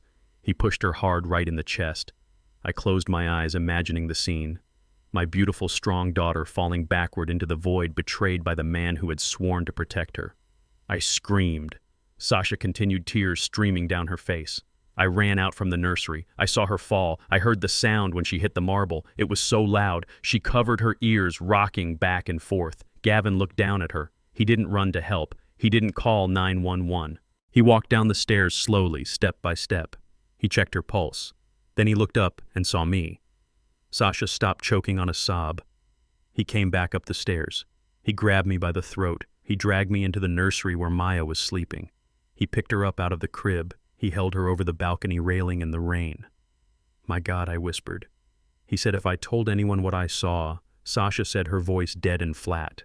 He said if I made a single sound, he would drop her. He said he would say I went crazy and killed them both. He said I was an illegal immigrant and nobody would believe me over a grieving husband. So I stayed, I said. "You stayed to keep her alive." I stayed. Sasha nodded. I cleaned up the blood. I packed away her bag. I told the police she slipped. I did it because every time I looked at him, I saw him holding Maya over that railing. I sold my soul to save your granddaughter, Mr. Jeremiah. I stood up. The crate beneath me scraped against the floor. I walked over to Sasha and placed my hand on her head. It was a benediction. It was a promise. "You did not sell your soul," I said. "You saved my family. You are the bravest woman I have ever known. And now it is my turn to save you." I walked to the corner of the panic room where I had stashed a burner phone for emergencies. I picked it up and dialed. The grief I had carried for 2 years, the heavy, wet blanket of sorrow, was gone. In its place was something cold, hard, and sharp. I was no longer a mourning father. I was a judge, a jury, and an executioner. Samuel Cohen answered on the first ring. "Jed," he said, his voice tight. "Is it done?" I looked at the journal on the table. I looked at the sleeping child. I looked at the woman who had sacrificed everything. "Activate Plan B," I said. My voice was calm, devoid of emotion. It sounded like the voice of a stranger. "Are you sure?" Jed Sam asked. "Plan B is nuclear. Once we start this, there is no going back. He will lose everything. His reputation, his freedom, his future. I want him to lose more than that," I said, looking at the steel door that separated us from the monster. "I want him to lose hope. I want him to know exactly what it feels like to be helpless." "Do it, Sam," I commanded. "Freeze the assets, lock the accounts. But do not tell him yet. Let him walk into that meeting tomorrow morning thinking he is a millionaire. Let him sign the papers. Let him hand over the keys. And then when he reaches for the check, I want you to destroy him." "Understood," Sam said. "I will have the team ready. 8 a.m. I hung up the phone and turned back to Sasha. "Get some sleep," I told her. "Tomorrow is a big day." "What happens tomorrow?" she asked, wiping her eyes. "Tomorrow," I said, sitting back down and picking up the journal. "Tomorrow we take back what is ours. Tomorrow Gavin Miller finds out that ghosts can bite." I opened the journal to the first page and began to read. I would memorize every word. I would memorize every hurt, every insult, every bruise. I would carry my daughter's pain into that room with me. And when I faced him, I would not be alone. Zoe would be standing right beside me, and she would be the one to push him into the abyss. Friday morning dawned with a sky the color of bruised iron. The air inside the villa was still and cold, preserved like a mausoleum waiting for its next occupant. I sat in the center of the main living room, positioned on a high-backed velvet armchair that faced the entrance like a throne. I was no longer the hunched, trembling old man in stained coveralls who had crashed a party 2 nights ago. I was Jeremiah Stone, the man who poured the foundation of this city, and today I was dressed for a funeral. I wore a charcoal gray bespoke Brioni suit that had cost $5,000 10 years ago and still fit with the precision of armor. My shirt was crisp white starch, my tie a deep blood-red silk. On my wrist sat a vintage Patek Philippe, a heavy gold weight that ticked away the final seconds of Gavin Miller's freedom. I held a porcelain cup of Earl Grey tea in a hand that was as steady as a surgeon's. At exactly 8 o'clock, the front door swung open. Gavin strode in, flanked by a man I recognized instantly. It was Leonard Vance, a lawyer known in the construction industry for burying liability claims and laundering dirty money.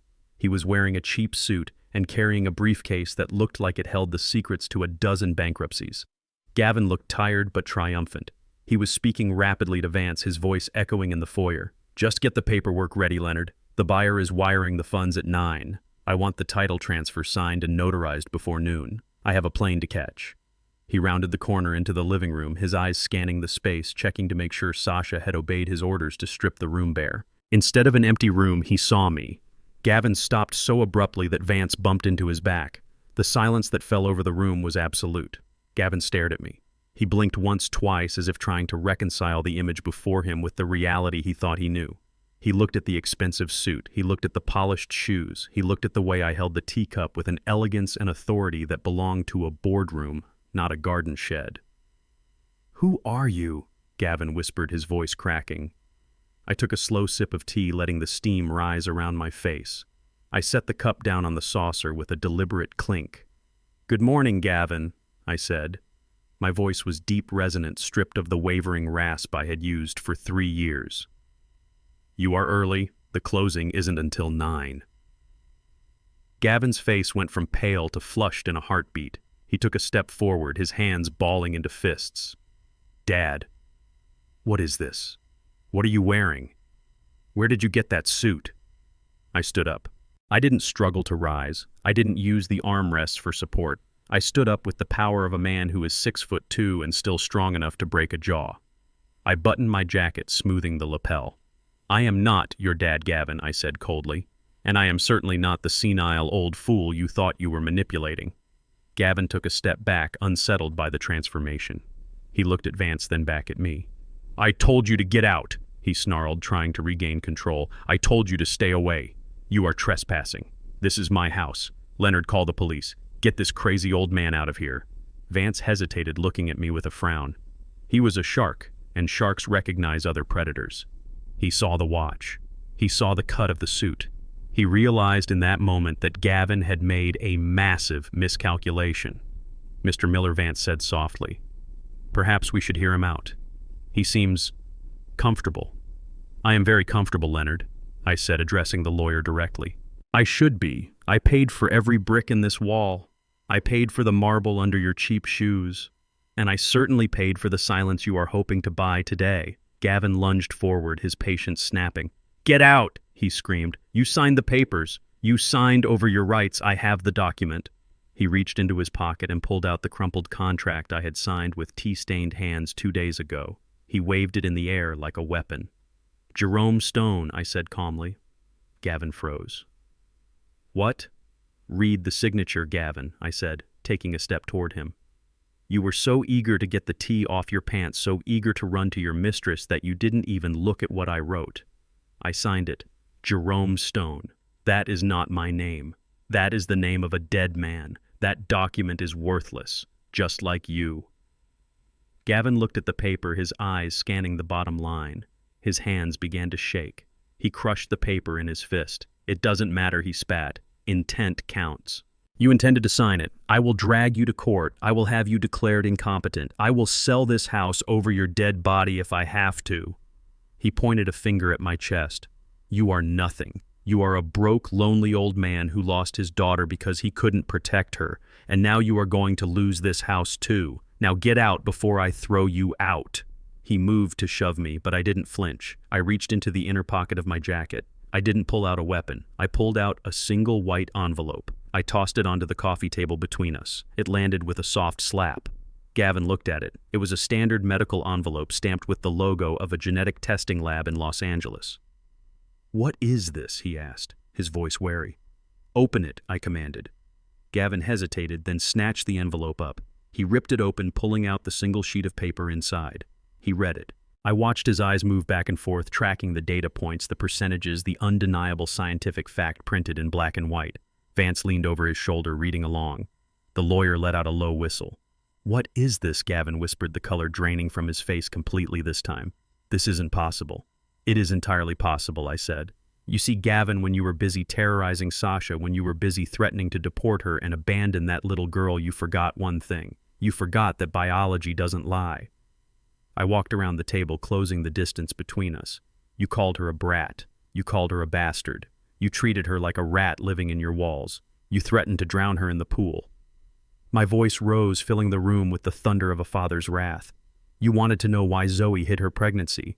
You wanted to know why she didn't tell you, because she knew. She knew you would hate the child. But she didn't know the irony of it." I pointed at the paper in his hand. "That is a paternity test, Gavin. I ran it using a sample from your hairbrush and a sample from Maya. Gavin looked up at me, his mouth opening and closing soundlessly. Maya is not some stranger, I said, my voice dropping to a lethal whisper. She is not Sasha's niece. She is your daughter. She is your flesh and blood. You have been abusing, starving, and imprisoning your own child for 2 years. The room was silent. Even the air seemed to stop moving. I waited for the collapse. I waited for the guilt. I waited for the moment when the monster realized he had been eating his own young. I expected him to fall to his knees. I expected him to vomit. I expected somewhere deep down a flicker of humanity. But I had underestimated the depth of Gavin Miller's darkness. He stared at the paper. Then slowly a smile began to spread across his face. It wasn't a smile of joy. It wasn't a smile of relief. It was a smile of pure, unadulterated greed. It started at the corners of his mouth and stretched until he was grinning like a skull. He started to laugh. It was a dry, hacking sound that grated against my soul. My daughter, he chuckled, looking at Vance. Did you hear that, Leonard? She is my daughter.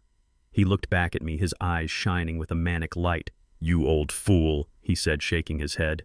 You think this hurts me? You think this stops me? He held up the DNA test like a trophy. Do you know what this means, Jeremiah? This doesn't save you. This buries you. I frowned, confused by his reaction. What are you talking about? If she is my daughter, Gavin said, stepping forward, his confidence surging back tenfold. If she is my biological child and Zoe is dead, then I am her sole legal guardian. I have full custody by default. There is no custody agreement. There is no divorce decree. She is mine. He laughed again, pacing the room with a bounce in his step. And if the house belongs to the Maya Hope Trust, as I saw in your little hidden files, and the beneficiary is the child, well, guess who controls the child? He pointed his thumb at his own chest. Me. I control the child. I control her assets. I control her future. You just handed me the keys to the kingdom, old man. You thought you were shaming me. You just legalized my claim. He turned to Vance, his eyes wild. Leonard, draft up the guardianship papers immediately.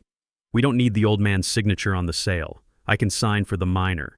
I can liquidate the trust assets for her care and maintenance. I can sell this house today as her father. He turned back to me, his face twisted in a mask of triumphant cruelty. Thank you, Dad. Thank you for proving she is mine. I was worried I would have to fight you for the trust, but now I own her. And that means I own everything. He walked over to the table and poured himself a glass of water from the pitcher I had set out, acting as if he had already won. And as for the brat, he said, taking a sip, I will send her to a boarding school in Switzerland, or maybe a convent in Mexico, somewhere cheap, somewhere far away. I don't care. As long as her name is on the deed, she is useful to me. He looked at me over the rim of the glass. You played your hand, Jeremiah, and you lost. Now get out of my house. Get out before I have you arrested for kidnapping my daughter. I stood there watching him gloat. I watched him drink the water. I watched him high-five his dirty lawyer. He was right in a legal sense. A father has rights. A guardian has access. He had found the loophole in my emotional attack. He had taken the revelation of his own flesh and blood and turned it into a financial transaction. It was the most inhuman thing I had ever witnessed. He didn't care that he had a child. He cared that he had an asset. But Gavin had made one fatal error. He assumed that I had played my final card. He assumed that the DNA test was my weapon. It wasn't. The DNA test was just the bait. It was the lure to get him to admit out loud in front of witnesses that he intended to exploit the child for money. I looked at the heavy oak doors leading to the hallway. I looked at the clock on the mantel. It was 8:15. You are right, Gavin, I said softly. As a father, you have rights. I reached into my pocket and pressed a button on a small remote control. But you are forgetting one thing, I said. Gavin sneered. What is that? I smiled, a cold, hard expression that mirrored the steel of the skyscrapers I used to build. You are forgetting that to be a guardian, you have to be a free man, and to sell a house, you have to own it. The heavy double doors to the hallway swung open. But it wasn't the police who walked in. It wasn't Sasha. It was Samuel Cohen. And behind him walked 4 men in dark suits carrying briefcases that looked like coffins for Gavin's dreams. I didn't come alone, Gavin, I said. And I didn't come to negotiate. Samuel stepped into the room, his face grim. He didn't look at Gavin. He looked at me and nodded. "It is done," Sam said. Gavin looked between us, his smile faltering. "Who is this? Who are you?" "I am the man who actually controls the trust," Sam said, opening his briefcase on the table next to the DNA test. "And I am here to tell you that your definition of ownership is about to change drastically." I sat back down in the armchair and crossed my legs. "Sit down, Gavin," I said. "The meeting has just begun. And I promise you, by the time we are finished, you will wish you had never met me." Samuel Cohen did not look like a man who made idle threats as he walked into the room flanked by his associates. He placed his heavy leather briefcase on the mahogany table right next to the DNA test Gavin was still clutching like a winning lottery ticket. The sound of the leather hitting the wood was heavy and final, a gavel strike that signaled the end of the debate. Gavin tried to muster his arrogance, straightening his spine and sneering at the newcomers, but I could see the tremor in his hands. He was a man standing on a frozen lake, hearing the ice crack beneath his feet. "Who are you people?" Gavin demanded, his voice pitching high. "This is a private residence. I am the owner and I want you out. Leonard, tell them to leave. Call the sheriff if you have to." Leonard Vance did not move. He was staring at Samuel Cohen with the look of a man who recognizes the executioner. He knew who Sam was. Everyone in the city who dealt with high-end real estate knew Samuel Cohen was the shark that ate other sharks. Vance quietly closed his own briefcase and took a step back, distancing himself from Gavin. "You are not the owner, Mr. Miller," Samuel said, his voice a deep baritone that filled the room. "You never were. And as of this morning, your claim to guardianship is as worthless as the paper you are holding." Gavin laughed a nervous, jagged sound. "I am her father," he spat, waving the DNA results. "It says so right here. Biological father. Sole surviving parent. The law is clear. I control the child. I control the assets. You can't lawyer your way out of biology." Samuel opened his briefcase. He didn't rush. He moved with the terrifying slowness of a glacier. He pulled out a thick document bound in blue legal paper. He slid it across the table toward Gavin. "This is the deed to the property," Samuel said calmly. "And this is the founding charter of the Maya Hope Trust. You will notice that the property was purchased 3 years ago by the trust, not by Zoe Stone. Zoe was merely the primary beneficiary during her lifetime."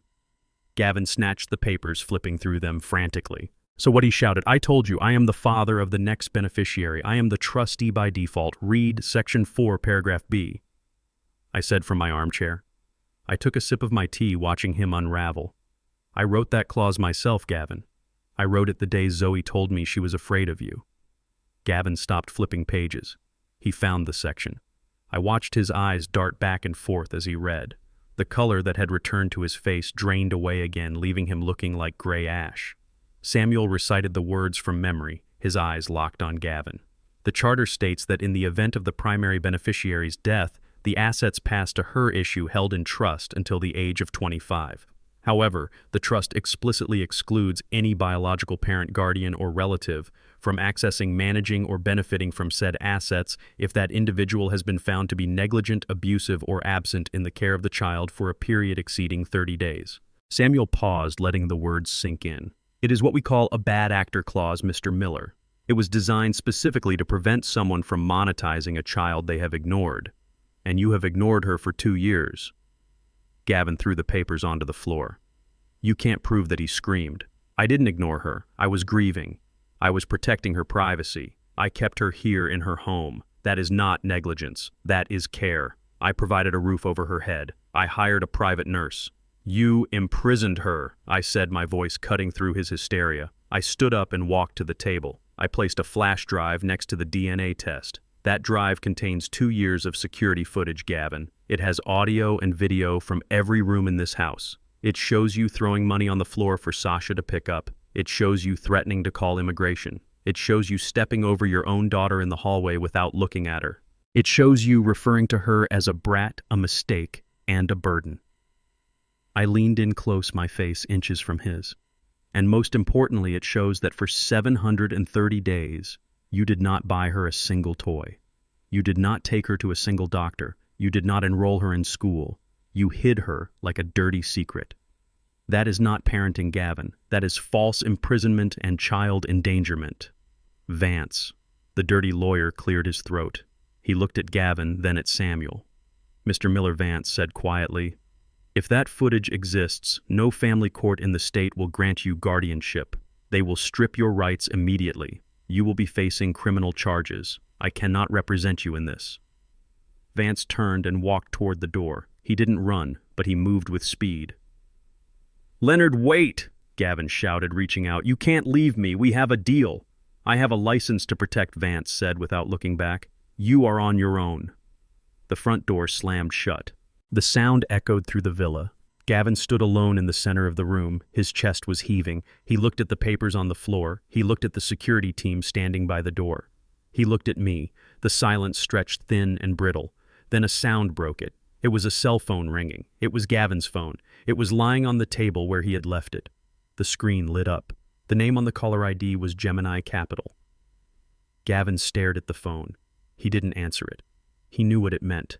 It was Friday morning. The deadline was noon. The loan sharks weren't calling to chat. They were calling to collect or to start breaking bones. He looked at the clock on the mantel. It was 8:45.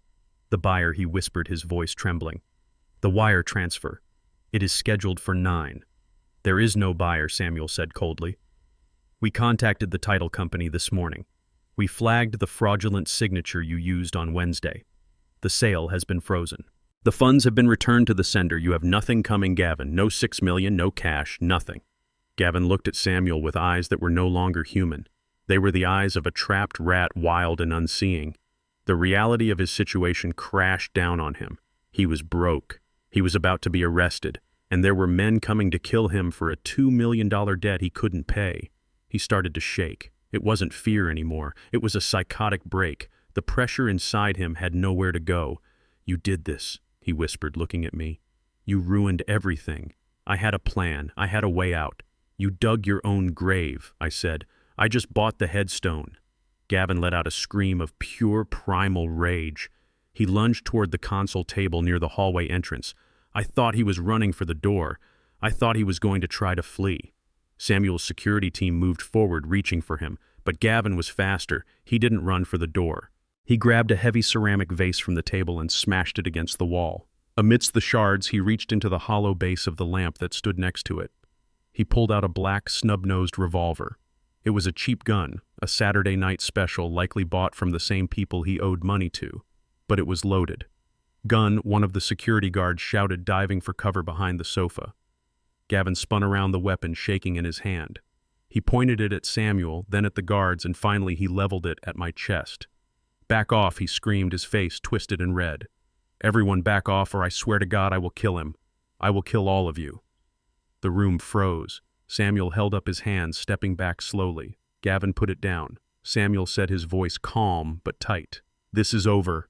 Don't make it a murder charge. It is already over," Gavin yelled. "Do you hear that phone? Do you know who that is? They are going to kill me anyway. I am a dead man." He looked at me and I saw the hatred burning in his eyes. He didn't care about the money anymore. He just wanted to hurt the man who had taken it away.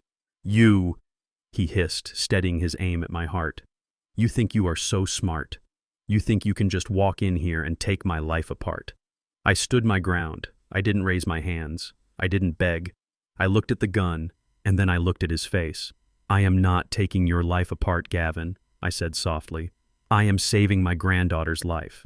"Shut up about her," Gavin roared. "She is nothing. She is just a ticket I couldn't cash." He cocked the hammer of the revolver. The click was loud in the silent room. "Give me the transfer codes," he demanded. "You are the trustee. You can authorize a transfer. Send the money to my offshore account. Do it now. I can't do that." "Gavin," I said. "Do it!" he screamed, aiming the gun at my head. "Or I will blow your brains out, and then I will go find that nurse and the brat and finish what I started 2 years ago." The threat hung in the air. He wasn't bluffing. He was desperate enough to kill us all. He had nothing left to lose. But Gavin had made another mistake. He was so focused on me, so focused on his anger, that he had forgotten about the technology surrounding him. He had forgotten about the smart home system I had installed. He had forgotten about the large flat-screen television mounted on the wall behind him, currently displaying a serene screensaver of a waterfall. I moved my hand slowly toward my pocket. "Don't move," Gavin shouted. "I am just getting my phone," I said calmly. "To make the transfer." Gavin hesitated. He needed the money. He nodded, keeping the gun trained on my face. Slowly, he said, I pulled out my phone, but I didn't open my banking app. I opened the smart home control panel. I tapped a single icon labeled Living Room Cast. "Gavin," I said, my voice steady. "Before I send the money, I want you to look at something. I don't want to see anything." He snapped. "Just send the cash." "Look behind you," I said, pointing at the TV. Gavin frowned. He risked a quick glance over his shoulder. On the massive screen, the waterfall disappeared. In its place, a video feed appeared. It wasn't a recording. It was a live stream. The red icon in the corner read Live. The viewer count was ticking up rapidly. 15,000, 20,000. The camera angle was from the corner of the ceiling looking down at us. It showed Gavin holding the gun. It showed me standing in front of him. It showed the terror on Samuel's face. "What is this?" Gavin whispered, the gun wavering slightly. "That is Facebook Live," I said, "and YouTube, and Instagram." I looked at him, my expression pitiless. "I turned the feed on 10 minutes ago, Gavin. 50,000 people just watched you confess to neglecting your daughter. 50,000 people just heard you say you were going to kill Sasha and Maya, and right now 50,000 people are watching you point a gun at an unarmed old man." Gavin stared at the screen, his face draining of blood. He saw the comments scrolling by at lightning speed. "Call the police. He has a gun. He is a monster. I know where that house is." His phone rang again. Then it beeped with a text. Then another. It wasn't just the loan sharks anymore. It was the world. The sirens started in the distance. Faint at first, then louder. Getting closer. "You have two choices, Gavin," I said, stepping forward. "You can shoot me, and the SWAT team that is 5 minutes away will turn you into a sieve. Or you can put the gun down and accept that you have lost." Gavin looked at the screen. He looked at the gun. He looked at me. He was trapped. He was exposed. There was no dark corner left for him to hide in. The light was shining on him, and it was burning him alive. He let out a sob, a sound of pure defeat. But the gun didn't lower. His hand tightened on the grip. His eyes went flat and dead. "If I am going down," he whispered, "I am taking you with me." He raised the gun, aiming right between my eyes, and his finger began to squeeze the trigger. Gavin's finger tightened on the trigger, the metal whitening against his skin, but he did not fire. The sound of sirens outside was growing louder, rising from a distant wail to a deafening scream that pierced the walls of the villa. The reality of his situation was crashing down on him with the force of a tidal wave. He was trapped, he was broke, and he was facing a room full of armed security and a father-in-law who had just dismantled his life piece by piece. He lowered the gun from my face, not because he had found a conscience, but because he had found a better target. His eyes darted to the doorway where Sasha and Maya had stepped out from the shadows behind Samuel's team. They had come out thinking it was over, thinking the arrival of the lawyers meant safety. It was a mistake. Gavin lunged. He moved with the desperate speed of a man who knows he is drowning. He bypassed me and shoved a security guard aside with a strength born of pure adrenaline. Before anyone could react, he had crossed the room. He grabbed Sasha by her hair, dragging her forward, and with his other hand he snatched Maya up by the back of her shirt. Maya screamed, a high, terrifying sound that tore through my heart. Sasha clawed at his arm, but Gavin was fueled by madness. He dragged them backward, retreating until his back was against the fireplace. He jammed the barrel of the revolver against Sasha's temple and pulled Maya tight against his chest, using her small body as a shield against the security team who had drawn their weapons. "Back off," he screamed, his voice shredding his throat. "Back off, or I will paint the walls with them. I swear to God I will do it." The security team froze. Samuel raised his hands, signaling them to hold fire. The room was thick with tension, the air vibrating with the sounds of Maya's sobbing and Gavin's ragged breathing. His eyes were wild, rimmed with red veins bulging from his neck. He looked like a demon. "Sign the papers, Jeremiah," he roared at me, spitting the words across the room. "Sign the transfer. Give me the trust. Give me the money and a helicopter. Get me out of here and I will let them go. If you don't, they die. They both die right now." I looked at my granddaughter held captive by her own father. I looked at the woman who had saved her life, now staring death in the face. Rage boiled inside me, hot and demanding, but I forced it down into the cold steel of my resolve. I could not rush him. If I moved, he would shoot. I needed to break him. I needed to show him that his threats were useless because the world was already watching. I did not reach for a pen. I did not ask for the papers. Instead, I reached into my pocket and pulled out the small black remote for the smart home system. I looked Gavin in the eye. "You want to negotiate, Gavin?" I asked, my voice steady and low. "You think you are in a position to make demands? You think this is a private family dispute that you can bully your way out of?" "I am holding the gun," he screamed, pressing the barrel harder against Sasha's skin. "I am the one making the rules. You are holding a gun," I agreed. "But you are not holding the audience." I pointed the remote at the massive flat-screen television mounted above the fireplace directly behind his head. "Turn around, Gavin." "I don't want to turn around," he yelled. "Sign the papers. Look at the screen," I commanded, my voice cracking like a whip. I pressed the button. The image on the screen shifted. It wasn't just a live feed anymore. I switched the view to the analytics dashboard of the social media broadcast. The screen filled with data, but the most prominent thing was the number in the center, 52,412. That was the number of live viewers. And it was climbing by the second. Gavin risked a glance upward. He saw the number. He saw the red live indicator pulsing like a heartbeat. He saw the mosaic of comments scrolling so fast they were a blur of white text on a black background. "What is that?" he whispered, the gun wavering slightly. "That is the jury, Gavin," I said, stepping closer. "That is 50,000 people witnessing a kidnapping in real time. That is 50,000 witnesses seeing you hold a gun to the head of a woman and a 4-year-old child."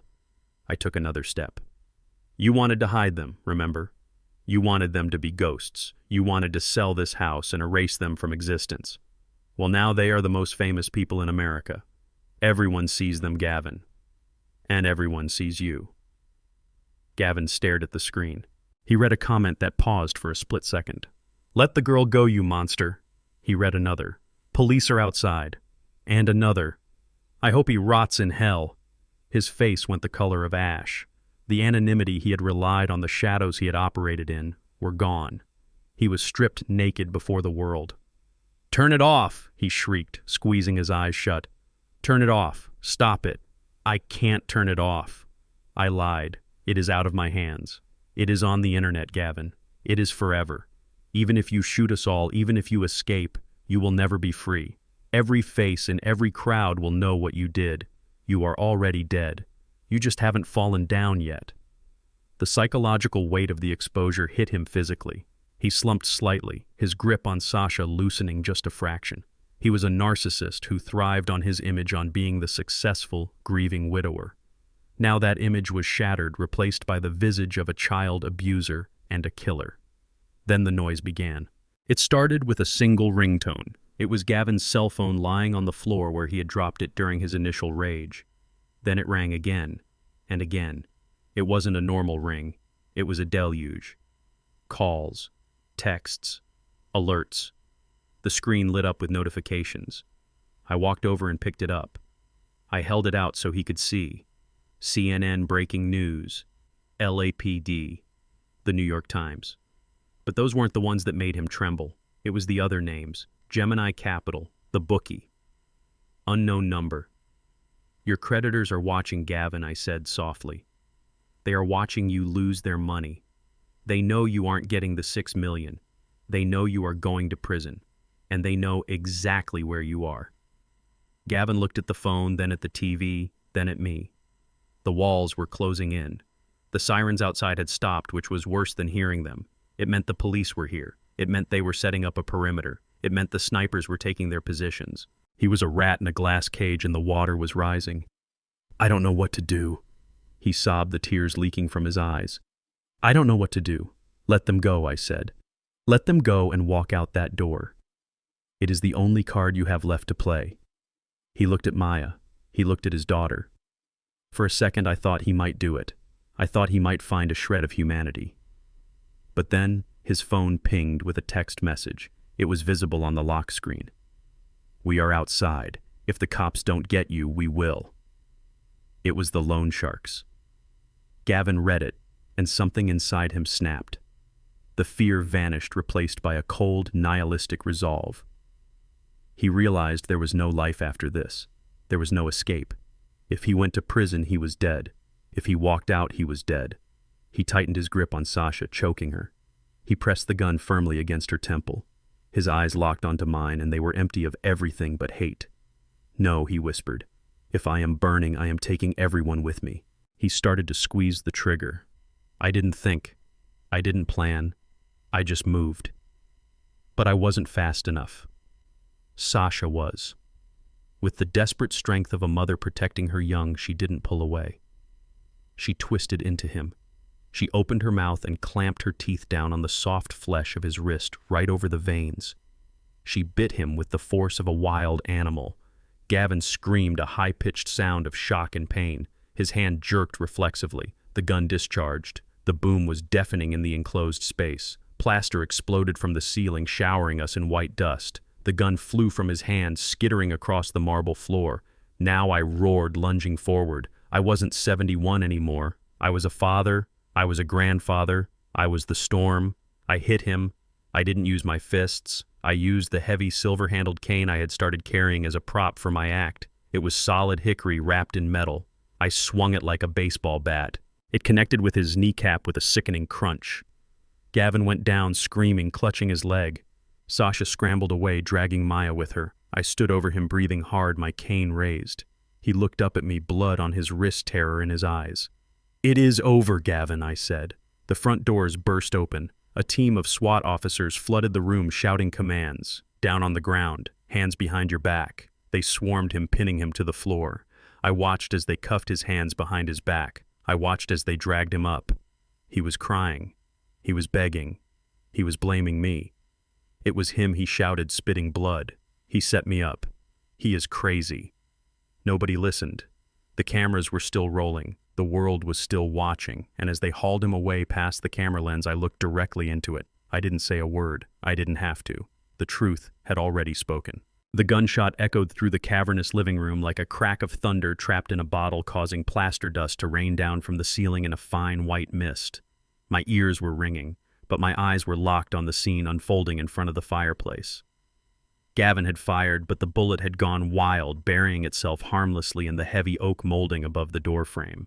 He hadn't missed because of poor aim. He had missed because a mother's rage is faster than a trigger finger. Sasha had not recoiled from the weapon. She had done the one thing Gavin never expected a victim to do. She had attacked the threat.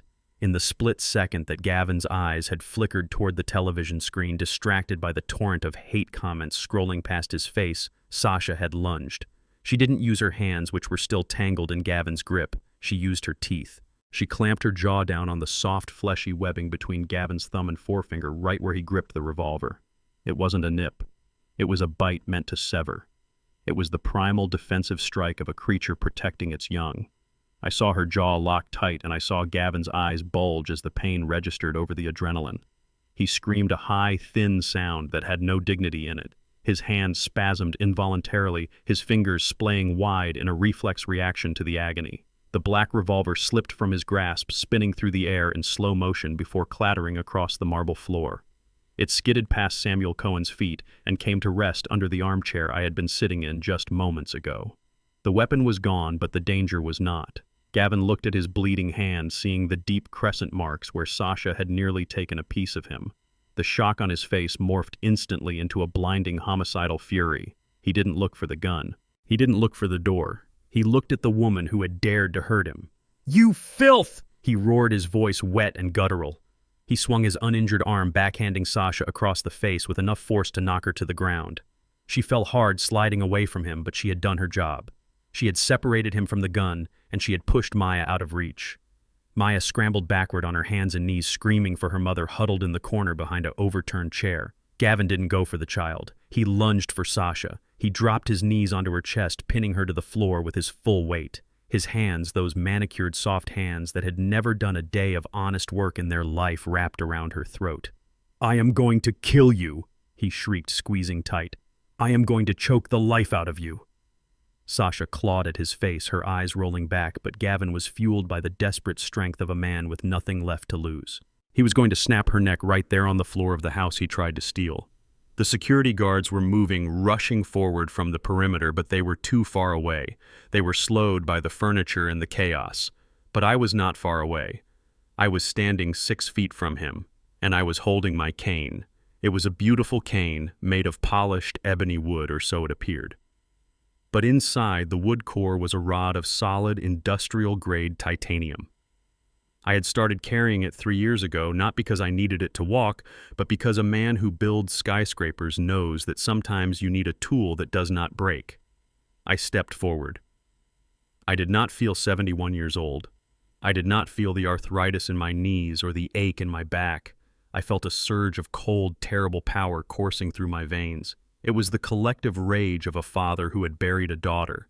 It was the anger of a grandfather who had seen his own flesh and blood treated like garbage. It was 2 years of silence, 2 years of playing the fool, 2 years of watching this monster preen and gloat.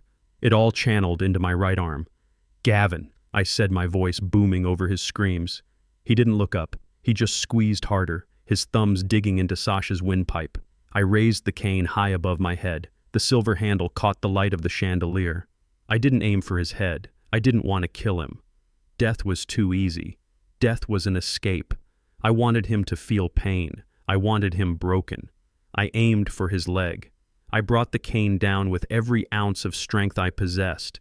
It whistled through the air, a blur of black and silver. The impact sounded like a gunshot. The titanium core connected squarely with Gavin's right femur, midway between the hip and the knee. I felt the vibration of the break travel up my arm. I heard the sickening wet crunch of bones snapping under extreme force. Gavin's head snapped back. His mouth opened in a silent circle of shock before the air rushed back into his lungs, and he let out a scream that shook the windows. It was a sound of pure agony, a sound that stripped away all his arrogance, all his pretense, and left only a wounded animal. He rolled off Sasha, clutching his thigh, writhing on the marble floor. His leg was bent at a sickening, unnatural angle. He couldn't stand, he couldn't run, he couldn't hurt anyone ever again. Sasha gasped for air, coughing and rubbing her bruised throat. She crawled away from him, dragging herself toward Maya, pulling the child into her arms and burying her face in the girl's hair. I stood over Gavin, breathing hard, my chest heaving. I held the cane ready to strike again if he moved. He looked up at me through tears of pain, his face gray and sweaty.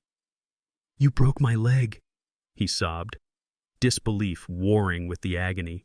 "You crazy old man, you broke my leg." I stared down at him, impassive. "I should have broken your neck," I said, my voice flat, my voice. That was for Zoe. Gavin tried to push himself up, but his leg collapsed under him and he fell back screaming again. He looked at the door, hoping for help, hoping for his lawyer, hoping for anyone. But Leonard Vance was gone, the loan sharks were outside, and the only people in the room were the ones he had tormented. Suddenly the heavy front doors of the villa exploded inward. It wasn't a polite entry. A battering ram hit the oak with a thunderous crash, splintering the lock and sending the doors swinging wide. Flashbangs rolled into the foyer, detonating with blinding flashes of light and concussive bangs that disoriented everyone in the room. "Police, get down, get down, get down," a voice roared over a megaphone. A team of SWAT officers in full tactical gear poured into the room like a black tide. They moved with terrifying precision, their rifles raised their laser sights, cutting through the dust and smoke. I dropped my cane, immediately raising my hands in the air. Samuel and his security team did the same, dropping to their knees to show they were not threats. The officers swarmed the room. 2 of them moved to shield Sasha and Maya, keeping their bodies between the victims and the threat. 3 more surrounded me, checking for weapons before realizing I was the old man who had called them. But the main force went for Gavin. He was still on the floor, clutching his shattered leg, crying and moaning. He saw the police, and for a split second a look of relief crossed his face. He thought they were there to save him from me. He thought he could spin this. He thought he could talk his way out of it like he had talked his way out of everything else in his life. "Help me!" he screamed, pointing a shaking finger at me. "He is crazy. He assaulted me. He broke my leg. I am the victim here. Arrest him!" The lead officer, a giant of a man with eyes like flint, didn't even pause. He didn't ask questions. He didn't ask for Gavin's side of the story. He knew exactly who the target was. "Gavin Miller," the officer shouted, kicking Gavin's good leg apart to search him. "You are under arrest." Gavin shrieked as they grabbed his arms, hauling them behind his back. The movement twisted his broken leg, and he howled in pain, thrashing against the handcuffs. Watch the leg, he begged, sobbing, snot running down his face. "It is broken. You are hurting me." The officer ignored him, snapping the cuffs tight. He pressed his knee into Gavin's back, pinning him to the cold floor. "You are under arrest for the murder of Zoe Stone," the officer recited, his voice cutting through Gavin's wails. "For the attempted murder of Jeremiah Stone, for child endangerment, for fraud, for kidnapping. You have the right to remain silent."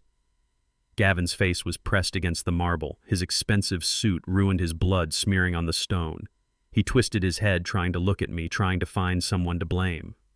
"It is a lie," he screamed, spitting blood. "It is a setup. The old man set me up. He is the one you want. He kidnapped us. He is insane. Check the cameras. Check the cameras." I watched him struggle, a pathetic, broken thing. I walked slowly toward the officer, keeping my hands visible. "Officer," I said calmly. "He is right. You should check the cameras." I pointed to the television screen still glowing on the wall. The live stream was still running. The viewer count had hit 60,000. The officer looked up at the screen. He saw the replay of the last 5 minutes playing in a loop for the audience. He saw Gavin holding the gun. He saw Gavin choking Sasha. He saw the truth broadcast in high definition. "We have it all, Mr. Stone," the officer said, looking at me with respect. "We have been watching the feed for 10 minutes. The whole precinct was watching. We saw everything." Gavin stopped struggling. He went limp on the floor. He realized then that there was no spin. There was no lie that could cover this. He had performed his crimes on a stage for the entire world to see. "Drag him out," the officer commanded. 2 officers grabbed Gavin by his arms and hauled him to his feet. He screamed as his broken leg dragged uselessly behind him, but they didn't slow down. They marched him toward the door, past the wreckage of his life, past the family he had tried to destroy. As they dragged him past me, Gavin looked up. His eyes were wide, filled with a terror that went beyond prison. "Dad, please," he whispered, his voice trembling. "Please don't let them take me. The sharks, they are outside. They will kill me in custody. You know they will. Help me." I looked at him. I looked at the man who had pushed my daughter down the stairs. I looked at the man who had treated my granddaughter like a rat. "I am not your dad," I said, my voice cold and final. And then I leaned in close so only he could hear me. "And don't worry about the sharks, Gavin. Where you are going, the sharks look like goldfish." The officers shoved him forward through the broken doors and out into the bright morning light. I watched him go, watched as they loaded him into the back of an armored van, watched as the heavy doors slammed shut, sealing him inside his new reality. The room was quiet now, except for the sound of Maya crying softly in her mother's arms. I turned away from the door. I walked over to them. I knelt down, ignoring the pain in my own knees. "It is over," I said gently, touching Maya's cheek. "The bad man is gone. He is never coming back." Maya looked at me, her big eyes wet with tears. Then she looked at the cane lying on the floor. "You broke him," she whispered. I picked up the cane, feeling the weight of the titanium core. "Yes," I said, standing up and offering a hand to Sasha. "I broke him. And now we are going to fix everything else." I looked around the villa, at the opulence, at the lies, at the history of pain. It was just a house. It was just wood and stone. We could scrub the blood. We could change the locks. But first we had to get out of here. We had to step into the sun. "Let's go," I said, leading them toward the door. "I know a place where the tea is hot and the door is always open." We walked out of the villa, leaving the ghosts behind us. The sun was shining on the ocean, and for the first time in 2 years, the air smelled clean. The fluorescent lights of the police precinct hummed with a low, headache-inducing buzz that seemed to vibrate in my teeth. I sat on a metal chair in the interview room, my hands clasped on the scarred table. Across from me sat Detective Anderson, a man with tired eyes and a stack of files that looked like a paper tower of misery. I was not there as a suspect. I was there as a witness and as an avenger. On the table between us lay 2 items that would seal Gavin Miller's fate in concrete. One was a small blue velvet journal tattered at the edges. The other was a flash drive containing the audio files from the hidden bugs I had planted in the villa. Detective Anderson picked up the journal, carefully wearing latex gloves. "This is the diary you mentioned," he asked, his voice raspy from too many cigarettes and too few hours of sleep. "It is," I said, my voice steady. "Read the entry from May 6th, the day she died." He opened the book. The room was silent except for the turning of pages. I watched his eyes scan the handwriting. I saw his jaw tighten. I saw him swallow hard. Zoe's words were reaching out from the grave, grabbing him by the throat just like they had grabbed me. She wrote about the fear. She wrote about the threats. She wrote that Gavin had told her he would kill her if she tried to leave with the money. Anderson closed the book gently. This establishes motive, he said. It establishes a history of domestic abuse and premeditation. But without a witness to the act itself, it is still circumstantial. A defense lawyer could argue she was paranoid. I pushed the flash drive forward. Listen to track 4, I said. That was recorded yesterday in the living room before he pulled the gun. And listen to track 2. That was recorded at his cocktail party. Anderson plugged the drive into his laptop. He clicked the file. Gavin's voice filled the small room, tinny but unmistakable. She fell because she was clumsy, or maybe she fell because she needed a push. Either way, she is gone and the money is mine. That was from the party. A drunken boast to a fellow con artist I had caught on the bug in the wine crate. Then came the second clip.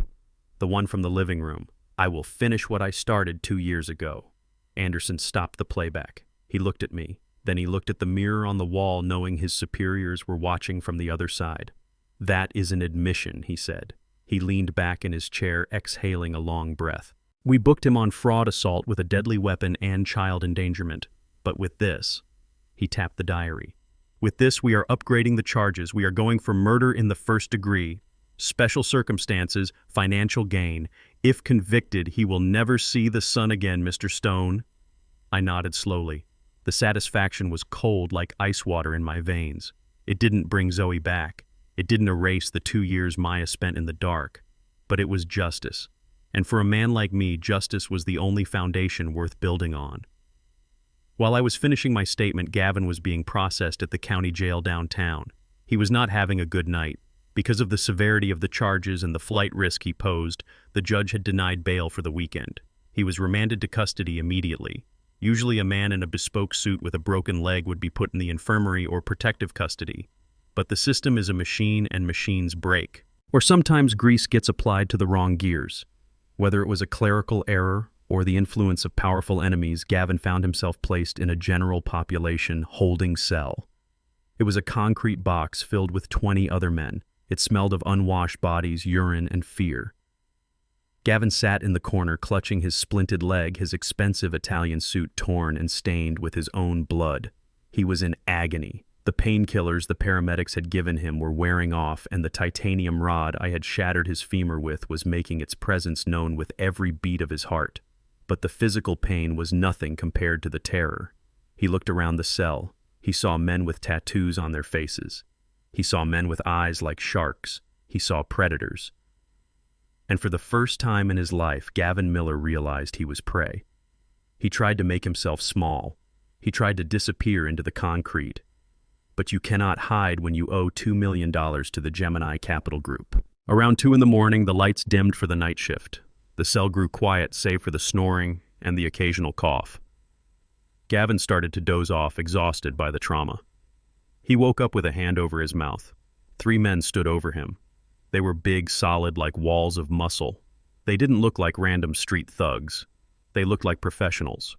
One of them, the one with a spiderweb tattoo on his neck, leaned down close to Gavin's ear. "Mr. Miller," the man whispered. His voice was soft, polite even. "We have a message for you."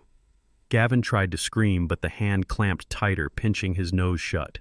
He thrashed his broken leg, dragging on the floor, sending spikes of white-hot fire up his spine. "The management is very disappointed," the man continued. "They watched your little show on the internet. They saw you lose their collateral. $6 million, Gavin. That would have covered the principal and the VIG with a nice tip left over." The man pulled something from his pocket. It was a sock weighted down with a bar of soap.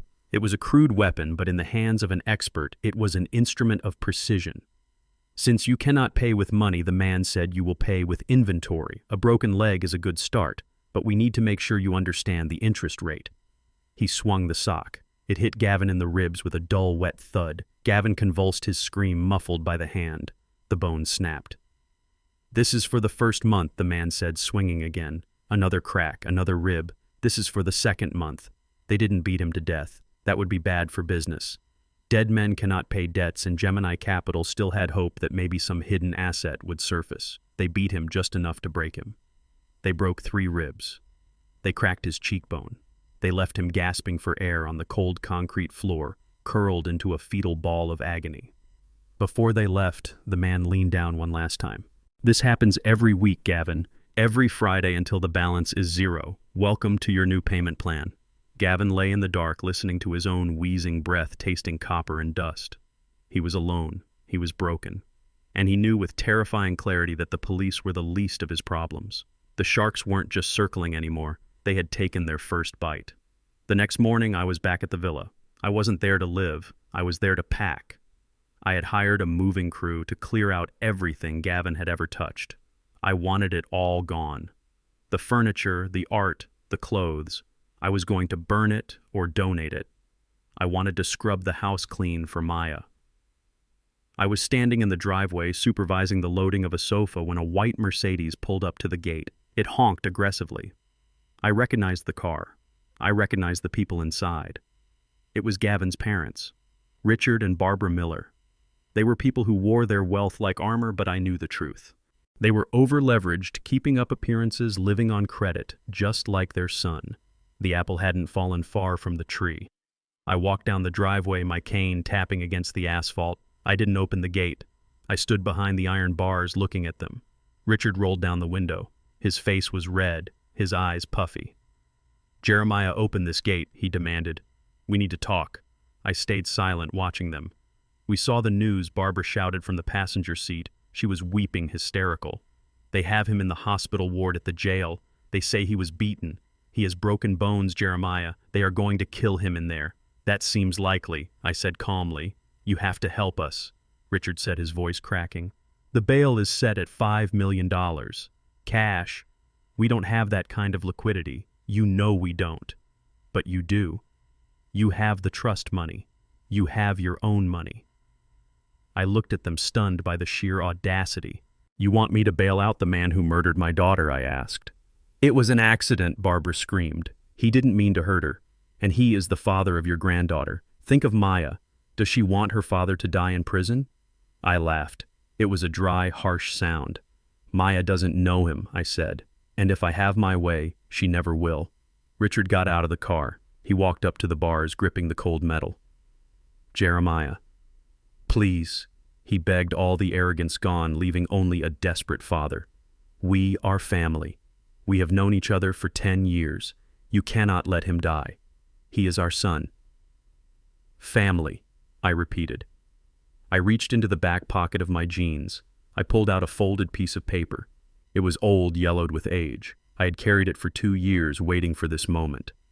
I unfolded it and held it up through the bars. "Do you recognize this, Richard?" He squinted at it. It was a hospital bill from 3 years ago.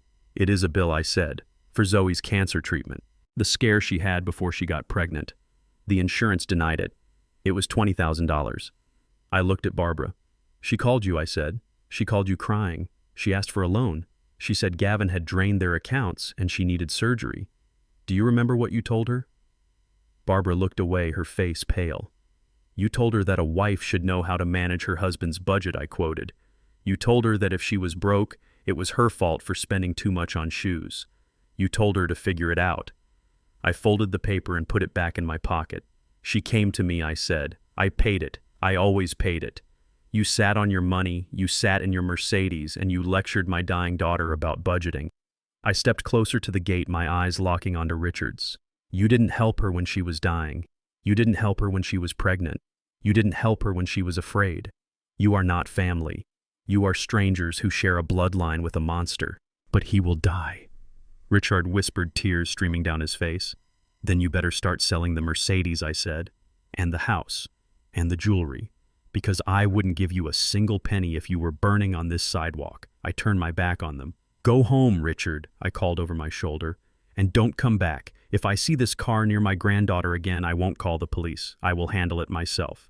I walked back up the driveway, my cane clicking a steady rhythm. Behind me, I heard Barbara wailing. I heard Richard cursing. Then I heard the engine start and the tires squeal as they reversed away. I didn't look back. I had a truck to load. I had a granddaughter to feed. And I had a future to build. The past was gone. The debt was paid. And the price had been collected in full. The courtroom was silent as a tomb when the judge entered. It had been 6 months since the arrest, and Gavin Miller was barely recognizable. The arrogance was gone. The Italian suits were gone. He sat in a wheelchair wearing an orange jumpsuit that hung loosely on his frame. His face was a map of bruises and scars, souvenirs from the general population where debts were collected in blood. He wouldn't look at the jury. He wouldn't look at the gallery. He just stared at his hands, his broken spirit finally matching his broken body. I sat in the front row. I wasn't wearing the charcoal suit today. I was wearing black. It was the color of mourning, but today it felt like the color of closure. Sasha sat next to me holding my hand. She was trembling not from fear, but from the anticipation of the final nail being driven into the coffin of our nightmare. The judge, a woman with eyes like steel, peered over her glasses. She didn't waste time with speeches. She read the verdict with a voice that tolerated no dissent. Gavin Miller, you have been found guilty of murder in the first degree, guilty of attempted murder, guilty of child endangerment, guilty of fraud. Gavin flinched with each guilty verdict as if he were being struck physically. For these crimes, the judge continued, her voice echoing off the mahogany walls. I sentence you to life in prison without the possibility of parole. You will die in custody, Mr. Miller. May God have mercy on your soul, because the state of California certainly will not. The gavel banged down. It was a sharp, final sound. It sounded like a lock snapping shut. Deputies moved in to take Gavin away. As they wheeled him past the bar, he looked up. For the first time in months, our eyes met. I expected to see hatred. I expected to see rage, but I saw nothing. His eyes were empty. He was a hollow man, a shell that had been cracked open to reveal absolutely nothing inside. He opened his mouth as if to speak, as if to ask for forgiveness or perhaps for money one last time, but no sound came out. I didn't smile.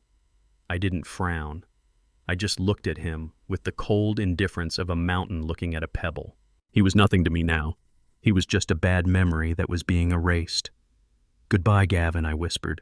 He was wheeled out the side door, and the heavy metal clanking of the transport chains was the last music he would ever hear. I stood up and buttoned my jacket. I felt lighter. The weight that had been pressing on my chest for 2 years, the weight of not knowing, the weight of suspicion, the weight of grief, it had lifted. It wasn't gone completely. Grief leaves scars that ache when it rains. But the active bleeding had stopped. Let's go, I said to Sasha. We have another appointment, and this one is going to be much happier. We walked out of the courthouse into the blinding Los Angeles sun. The reporters were there shouting questions, flashing cameras. I ignored them. I helped Sasha into the waiting car. We weren't going home yet. We were going to family court. The second judge we saw that day was a man with a kind face and a jar of candy on his desk. The room wasn't somber. It was filled with sunlight. Maya was sitting on a small chair, swinging her legs, wearing a yellow dress that Sasha had made for her. She didn't look like a prisoner anymore. She looked like a child. Mr. Stone, the judge, said, smiling, I have reviewed the petition. I have reviewed the home study. And frankly, I have never seen a more glowing recommendation. He signed a document with a flourish. Congratulations, Mr. Stone. The adoption is final. You are officially Maya's legal father, and Sasha has been granted permanent legal guardianship as per your request. Maya didn't understand the legal terms. She just knew that everyone was smiling. She jumped off the chair and ran to me. Papa Jed, she squealed. I picked her up, swinging her into the air. She felt solid. She felt real. For so long, I had been fighting for a ghost. Now I was holding the future. We celebrated with ice cream. We sat in a park watching Maya chase a butterfly, and for the first time in a long time, I didn't look over my shoulder. But there was still one piece of business left to attend to. The villa. I drove back to Malibu the next day. The house was empty now. The furniture was gone. The walls were bare.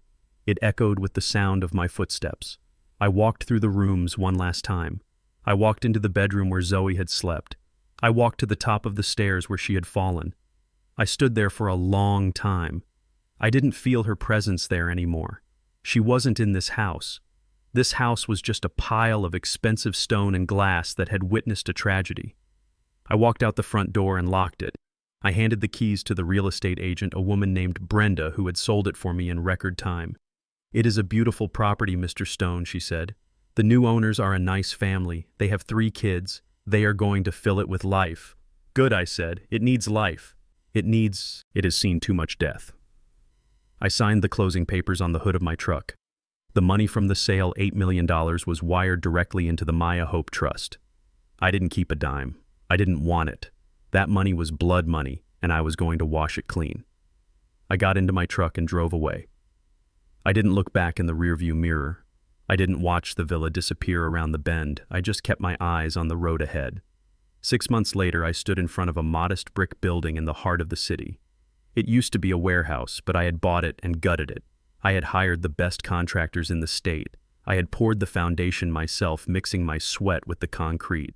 Above the double glass doors, a bronze plaque gleamed in the afternoon sun, the Zoe Stone Center for Women and Children. It wasn't a shelter. It was a fortress. It was a place where women running from monsters like Gavin could find safety. It had legal aid clinics. It had therapy rooms. It had a nursery that was filled with toys and light, not shadows and fear. The grand opening was crowded. The mayor was there. The press was there. But the only people I cared about were standing right next to me. Sasha was wearing blue scrubs. She looked professional, confident, and beautiful. She had finished her recertification and was now the head nurse of the center. She wasn't a ghost anymore. She was a healer. And Maya, my Maya, she was holding a pair of giant scissors, her eyes wide with excitement. "Are you ready, Papa Jed?" she asked. "I am ready, sweetheart," I said. We cut the ribbon together. The crowd cheered. I watched the doors open and the first families walk in. I saw a mother clutching a baby looking over her shoulder with the same terrified eyes Sasha used to have. I saw her shoulders drop when she walked through the metal detectors and realized she was safe. That was the payout. That was the victory. I walked away from the crowd, finding a quiet bench in the small garden we had planted in the courtyard. It was filled with roses, the same kind Zoe used to grow. I sat down, feeling the weariness in my bones. I was 72 now. My knees ached. My back was stiff. The fight had taken a lot out of me. I watched Maya running through the grass, chasing another little girl. Her laughter drifted on the wind, a sound so pure it cleansed the air. I leaned back, closing my eyes. I felt the sun on my face. I thought about the journey. I thought about the tea spilling on Gavin's pants. I thought about the cane breaking his leg. I thought about the moment I found out I was a grandfather. It had been a long road. It had been a violent road, but it had led me here. I felt a breeze rustle the rose bushes. It smelled of sea salt and rain, just like Zoe used to smell. I took a deep breath, inhaling the scent of peace. "I am done, Zoe," I whispered to the wind. "I did it. She is safe. Sasha is safe. And he can never hurt anyone again." The wind seemed to sigh in response, a soft caress against my cheek. I watched Maya stop running. She looked over at me and waved. I waved back. I was an old man. I was tired, but I was the luckiest man in the world. I had lost a daughter, but I had gained a future. I had built a legacy not of stone and steel, but of safety and love. I sat there on the bench as the sun began to set, casting long golden shadows across the garden. I wasn't waiting for a fight anymore. I wasn't planning a trap. I was just watching my granddaughter grow. And for the first time in years, the silence in my heart wasn't empty. It was full. I closed my eyes and let the peace wash over me. The job was finished, the foundation was set, and the house was finally clean. I spent 40 years pouring concrete, believing that steel beams were the strongest things on earth, but I was wrong. The strongest force in this world is the quiet resolve of a parent fighting for their child. Gavin thought that wealth and intimidation made him untouchable, but he learned that a castle built on lies will always crumble when the foundation is tested. To anyone feeling trapped in the dark, remember that the truth is a light that cannot be extinguished. Never mistake silence for weakness, and never give up on the ones you love, because justice might be slow, but it is always worth the wait. If you enjoyed this story, please hit the like button and subscribe to the channel, and let me know in the comments if you have ever had to fight for your family.